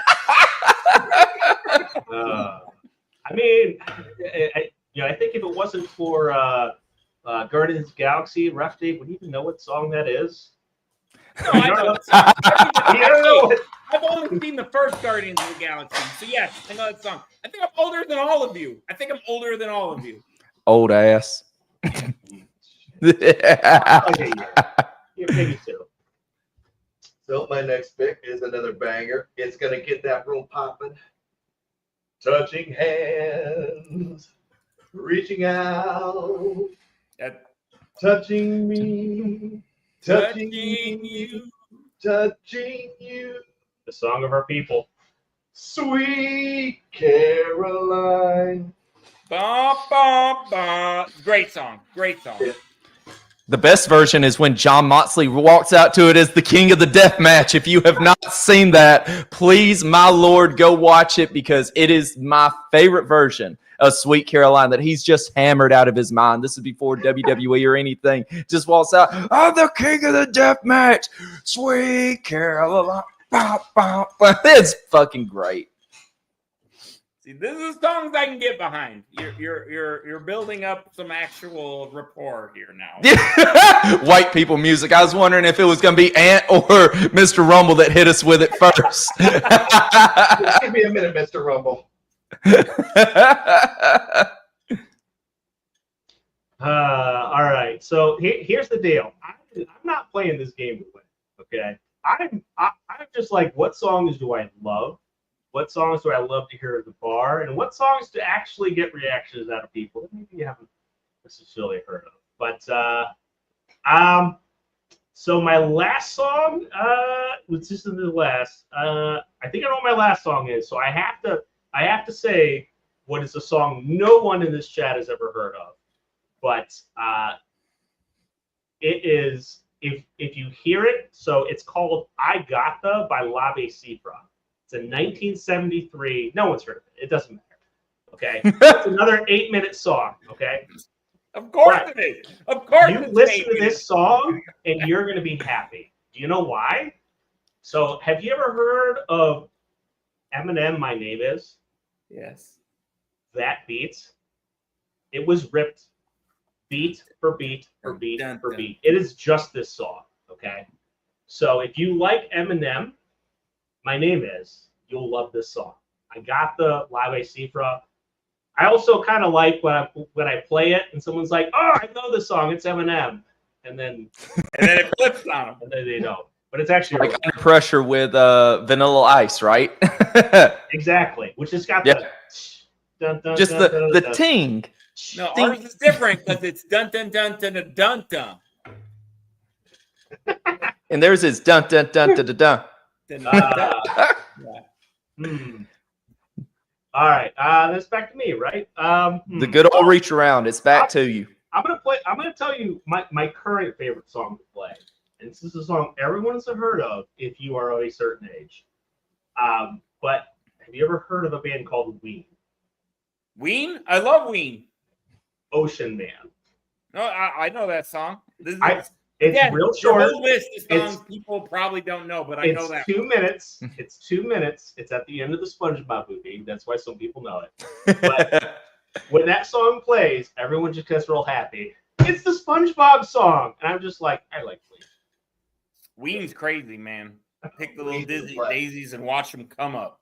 So now that I have taken last in the Mount Rushmores, I don't care. Shaw. So my last pick, it's a bit of a homer pick, but it's a banger that gets everybody going. Everybody loves Crossroads by Bone Thugs. Whew. You gotta get down to the Crossroads. I said I'm not a fan of R&B, but Crossroads. It's not R&B, that's rap, man. I mean, it's Bone Thugs. They're a Cleveland. It's hip-hop, You know, son. I wouldn't quite call them hip hop, but I'm sorry, I should have took you. No, that is it. No, that's a good song. That is a very good song. It's a good one, but like, don't play that shit in the Upper Peninsula of Michigan. That's why this category is fucked. Like I would love it, but the other 90 people in the bar would be pissed. But there's only like 2 people that live in the UP. So It's true. gives a shit. It's true. Well, Fuck, It's Canadian anyways. fuck those Ubers. I love you guys. But fuck them. Oh, hey, yeah. If it wasn't for Ohio, you'd be. I mean, the Upper Peninsula. I don't know if you know Yeah, that's the Toledo War. You're We've already talked about legit this. Go back Toledo and War. watch the category stack card. I'm not a Michigan Ohio versus guy. Anyways, We're all the you same need to people. pay We're all the respect same where it's due to Ohio. We had to win that terrible city of Toledo. So You get guys Toledo, happy. we get the UP. We came off. We definitely That's better better. more than you I've guys. been to Toledo. It's terrible. Rambo, give me number 4. So you wanted a banger that dude was talking about. I'm going to give you a banger that will get everybody's ass up out of their seat. It doesn't matter if they're at your wherever. They're like, 90% of us ain't going to dead. Bullshit. You put this song on and every single person will get up, back that ass up. Juvenile, I have got the winner for everybody. That's it. I was hoping I could get it at a value pick at 4, and I got it. There you go. Yeah, I was never going to pick Juvenile. I love that I song. knew you weren't. So Yeah, I wasn't going to pick it. You know, that's actually a really good pick. Thank you. That is a damn it. Why am I pushing you over? It's a terrible You're pick. doing great. Worst pick ever. That's the worst pick ever. You two just No, you put me over. I'll bring you back. What are you doing? Their goal at the end of the night to everyone to go kill themselves at home because they heard some shitty song at the end of the night as the last thing at their bar. Me and Rambo want people to have fun and enjoy life. Cash Money Records. That was when we were me and Sean were in high school. I found a CD with Juvenile on the street in Akron, Ohio, and I put it in my CD player, my Walkman. It didn't work, but I was really happy I found it. My Master P's album covers looked identical for every fucking rapper. And they were all fucking awesome. Identical, everything, single fucking thing was. Cash Money Records, where dreams come true, baby. All right, that's good. My last pick, the final pick of the draft. It's tough. I really want to put an Outkast song on there. I'm a big fan of Hey Ya on the thing. I'm a big fan of Roses, but I can't go with Outkast. I'm gonna go precursor, well before Outkast happened. I love you, Outkast, but no, it's got to be Earth, Wind, and Fire September, which is okay. That's a good pick. That's a great pick. We So finally don't found a get song. that white people music out of my shit. I do all music, baby. All fucking music. But that song, you know that song. Okay. Do some of the titles. Joe, you know that fucking song. I don't know the title. Do you remember? They talk about September. Fucking right away. There it is. See? I honestly, all my songs were 70. 3 of my 4 songs were like 70s funk. So I'm gonna be honest. This Mount Rushmore was 1,000,000% not the way I thought it was gonna go. Other than mine. I thought mine was gonna be that way, but everyone else is fucking crazy. Rambo a little less crazy. The 2 people at the bottom of the screen are fucking nuts. I can't wait for Ange to see this list and be like, what the fuck is this music? Here's one thing. If you put this up, can we do this on the poll? Can we just put up the picks and not say what the category was and have people guess the category? I think they have no Spotify playlist. Spotify playlist. That's the only way you can actually judge this. I will listen to your songs, but it's fucking weird, man. It's fucking weird picks. I thought I knew you a little better, but no, you're fucking weird, dude. So I had an honorable mention. Do we want to do an honorable mention, Ref Dave? You're back with honorable mention then. Yeah. Unless you don't have one, then I'll go. I got a bunch. Can I throw a bunch out to you? I already said Outkast. Hey, Roses is my personal favorite. A bunch of Queen songs didn't get mentioned. Somebody Love, Don't Stop Me Now. Great fucking songs. And then my one honorable mention I'll throw out there that I'm a big Noah Khan fan. Noah Khan, whatever you want to fucking call him. I like that shit he did with Post Malone, Dial Drunk, because it has drunk in the name, and that's what I like to be. So I'm a big Noah Khan guy, but those are my honorable mentions. What you got, Rambo? Closing Time. I felt that was, I almost picked that for my last pick because I was like, that's the appropriate song to close the bar, right? You hit, the lights come on, closing time. You don't have to go home, but you sure as the shit can't stay here. I told you I used to be a bouncer. Our closing time song was Hustlin' by Rick Ross. When that shit came on, Hustlin'. The bar. That was our shit. Closing Time would be mine, or Sex and Candy. I thought about that one as well. Marcy Playground. Playground. Mm-hmm. So, John, you got one? the song I played the most at the bar, 2112 by Rush. Rush? It's a Rush. hell of a song. It just happens to be 20 minutes long. I was waiting for Rush to show up on this list. I was stunned that it wasn't the song that people have walked up the to me people and said, that hate "You life played this? and want Thank people you." to be miserable. For fucking $1 to make everyone else miserable for 30 minutes. That makes sense. It's a great song. Listen to it. Well, don't hate it until you listen to it. It's a musical masterpiece. All right, for my Fantastic. honorable mention, my fourth most played song at my local dive bar by myself is something you've heard of, I assume. Billy Idol, "Dancing with Myself." It's a banger. It's Honestly, also, I would It's a put that great one. number one out of all the songs you've given us. I would put that at number one on your list. it's also a song that I have a legit dance to, stripped to in a bar for a fundraiser. Oh Jesus! You know, we have Grand Gathering 5 coming up, and Schmidt has has quite the music system. It's quite the setup that I remember.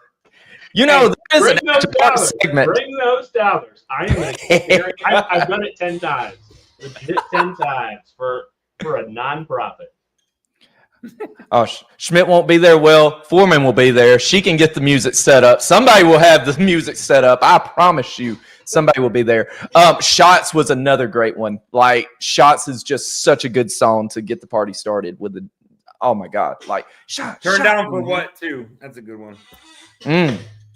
It's a very good one. Yeah, fuck yeah, that was good. Well, what a show we had here tonight. This is great. Joe, that was a fantastic Mount Rushmore. That came Oh, from it was great. I just wanted to set you guys to win, and I'm going to tell you what weird shit I do. I mean, But, Mount Rushmores can be weird and can be tough, but that is a fantastic one. That everything about that was a good segment, man. There's one thing I need to know before this ends, and I have to get it in now while there's just a little bit of silence. Where can I get that shirt? Is that a shirt I can buy, Rambo? Is that a shirt I can buy multiple of? Tell me. So I will tell you this. We have been in talks. We have been thinking about producing. So we've talked about doing Candyshop Talk shirts. We've talked about doing these as well because they were so over. So I will tell you this. I will talk to Piglet. I will see what he has to say because we've thought about making these shirts. And if there is enough interest in, especially, like the POS Syndicate, we can make that happen. So yeah, if you're down for 2 shirts, and like I said, if people want some more, like I may put that up in the post as well. Like if you're interested in any of these shirts, especially like the POS Syndicate, like we'll see if we can cut a deal and get some shirts made. I need one to cut the sleeves, the sleeves off, and one to keep the sleeves on. One to show, one to go. Hell yeah, that's what I'm talking about. But yes, we have been talking about doing some merch. Which once again, if there's interest in it, like we'll absolutely do some merch because obviously it's just fun. Like it's awesome to see somebody walking around with "We Discuss People." Like it was great. Like people were walking around and just chanting that shit. It's just it's great. Good shit. So, The thing about shirts is you don't make any money, but it's a lot of fun. correct. That's it. All right. Well, Ref Dave, it was good tonight, baby. Even though we had to hold the fort down, like we only had half the team. Hey, we look forward. I think we're going to take kind of like a 3-week, a little 2-week hiatus because we want to come back to you with everybody. So we are looking forward. I miss Swaggy. I miss Candyman. We'd like to have them back, and we hope to give that to you coming forward. But yeah, we did our best, and you know what? We had 2 great guys to help. Hell yeah, help out. It was a absolutely. Great show, You make it so easy for me. I was going to say, so with us being down 2 people, we had 2 great people that helped pick up the slack, that brought the energy, that was fantastic guests. That Joe, I'm so glad that the community got to see you. Like, we people know kind of who you are, but now, like you said, you won the big times, you won in Origins. What's the next thing you're going to do? Go on Candyshop Talk, baby. That's what you got to do. And then win at the Olympics. Well, yeah. The Olympics. Let's not get ahead of ourselves here. Like, don't worry. I hope we get to match up with you. My team is, woo, baby. I'm feeling it. I'm ready for it. I mean, honestly, and I'm probably not going to do anything because it's so much work. But being on a show with what I consider the 2 S-tier promo content creators here in SRG. There are only 2 S-tier. Rainbow Apocalypse, Ref Dave. Sean himself. Oh, appreciate that. Dude. Okay.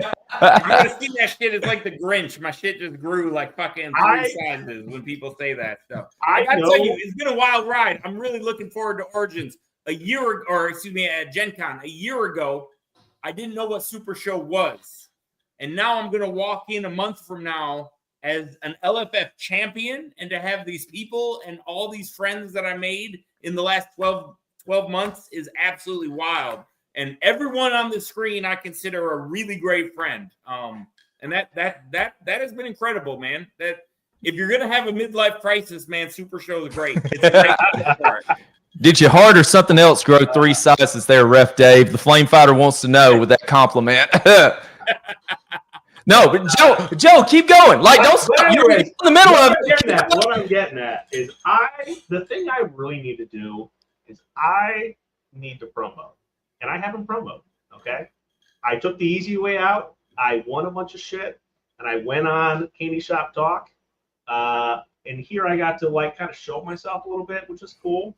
But, you know, promoting, it can be fun and it should be fun. But it's a lot of work. Like, to put out quality work, it's a ton of work.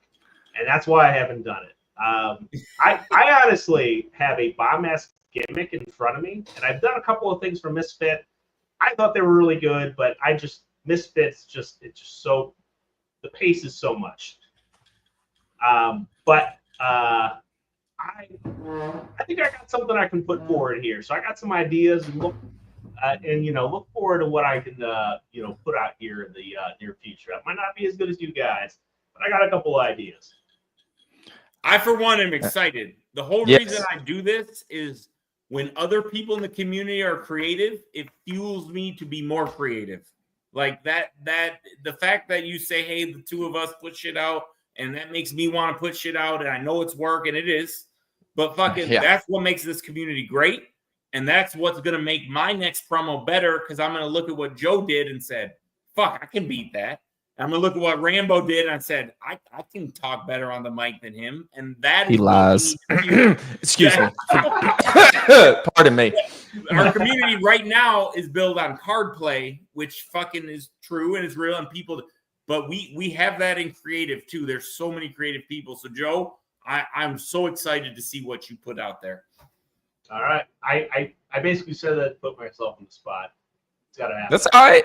And the cool thing is, like, with this community as well, like, you can reach out to Ref Dave, like, and say, hey, I've got an idea for this. Like, what do you think about this? Or reach out to me, or, reach out to any of the community, your friends or whoever, and just say, hey, what do you think of this? And that's what I do most of the time, especially when I first got started. Like, I wouldn't even dream of posting a promo before I let, like, at least 3 people look at it. I'm like, what do you think of this? Like, what do you think? Now I'm like, I pick up the phone. I'm like, all right, one shoot. Let's fucking go. I don't care. Like, we're going to do this, and this is going to be the best thing that they've seen so far, like, plain and simple. Like, but that's the fun of it, of getting to create that and be, like 8 to 3, 4th grade teacher.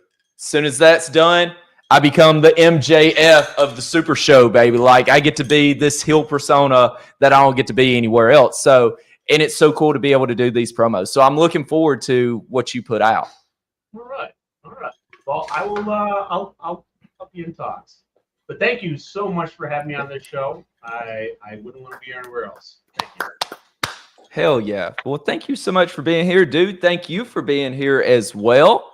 Yeah. And orchestrating this. If it wasn't for Dude, this wouldn't have happened. Like, so I got to give Dude his flowers as well. That I appreciate you, reaching out and saying, hey, Joe would like to be on it. And I'm like 100%. I'm like, this is amazing. Like, please bring us Joe. Like, I love it. So I'm super thank you for making that happen. I have an in-person Super Show buddy to put me over. But that's fucking great that you guys have it. I do what I can.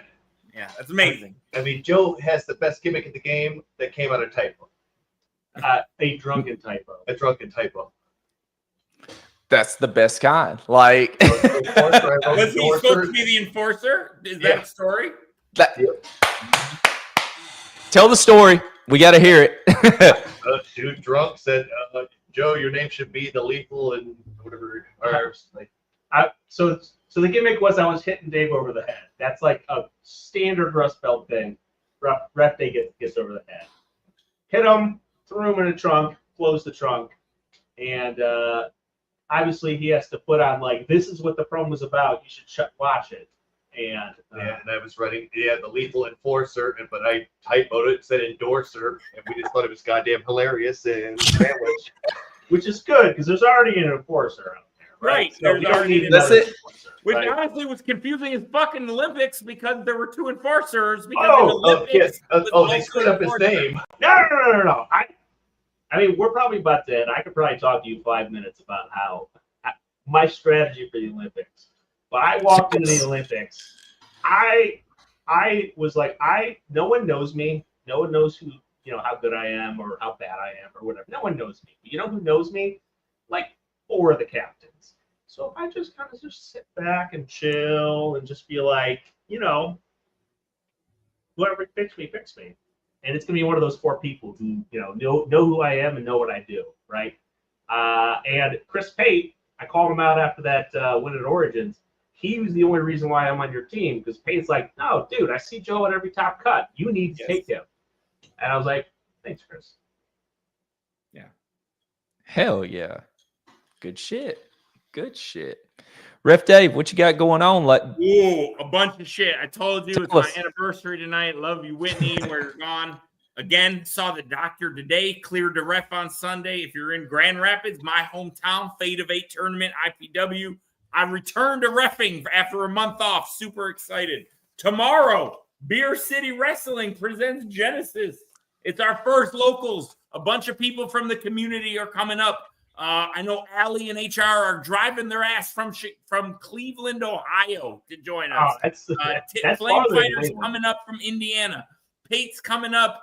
We, I think, are going to have the Midwest Coast title with a free bird. Not necessarily low, but it's going to be Pate and somebody else. Wild shit. So we're going to have a draft tomorrow, free draft. If you're in Michigan for some reason and you haven't come talk to me, show up at the show tomorrow. Free draft, get in there. We're going to have some good locals. Man, I'm just going to enjoy this U.S. championship. Life is fucking good if you're Ref Dave right now. So, as always, support your local indie wrestling promotions. Hell yeah.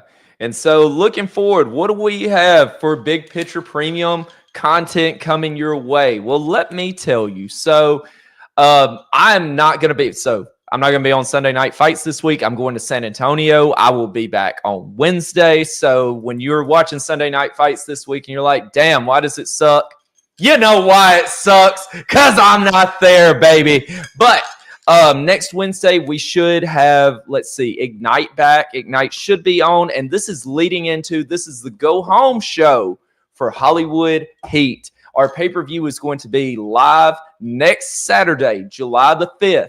We have 3 matches currently on the card. We may get one more just because with it being the holiday weekend.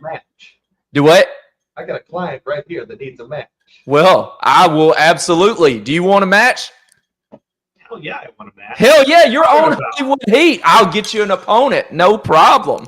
So, as just announced, we're going to have a 4-match card. I have it filled out now because I wanted to respect people's holiday weekend. So, the first matchup, we got the Lethal Endorser versus a mystery opponent. We've got the Flame Fighter taking on Colby Cram. We have my champion, the AC Online champion, Carlos Lumbre, taking on Chibi. And then in the main event, Charles All Skill, baby. That's right. He will be taking on the LFF World Heavyweight Champion, the prize fighter, Simon Davner. So we're going to really see who is the best of the best when they line this up. Speaking of Simon Davner, you and I have some unfinished business. The U.S. champ and the world champ have, I think, about $100 question between us that we need to finish. So if you want to take that $100 question on one of these streams, I'm here all day, baby. I'm just getting better every week. So you might want to play me sooner rather than later because I'm going to get better each time you delay. So don't keep hiding. Come out and let's put that money on the line because that's what Money Ref's all about, baby. Hell yeah. That's it. So we got that coming up. Candyshop talk. We'll see. Not this Friday coming up, obviously, but the 11th. I know we got the 18th that we're going to for sure switch to. But we may see, we obviously did one tonight. We'll see how we feel in 2 weeks. We may have to do it and then just pick up with the full team back on the 18th and may do back-to-back. We'll just have to see how things are going. But, and then the following stack card we've got the next 2 stack cards. So we'll spoil this. We got Yasmin going to be the next guest. And then after that, the next stack card will be with the lethal endorser himself. So this is going to it's great. Like you said, life's good right now, Ref Dave. Everything is fantastic. Like, you can't ask for enough good things. And once again, thank you so much for joining us here tonight. Those of you that decided to spend your Friday night with us, thank you again to the lethal endorser and the dude. Thank you so much, Ref Dave, for filling in. I am Rambo Apocalypse. We are going raiding. We're going to go see Ben Monster real quick. So we're going to go raid now. And ladies and gentlemen, I will see you Wednesday, I guess, for at night will be the next time I see you. So good fight. Good night. We will see you next time.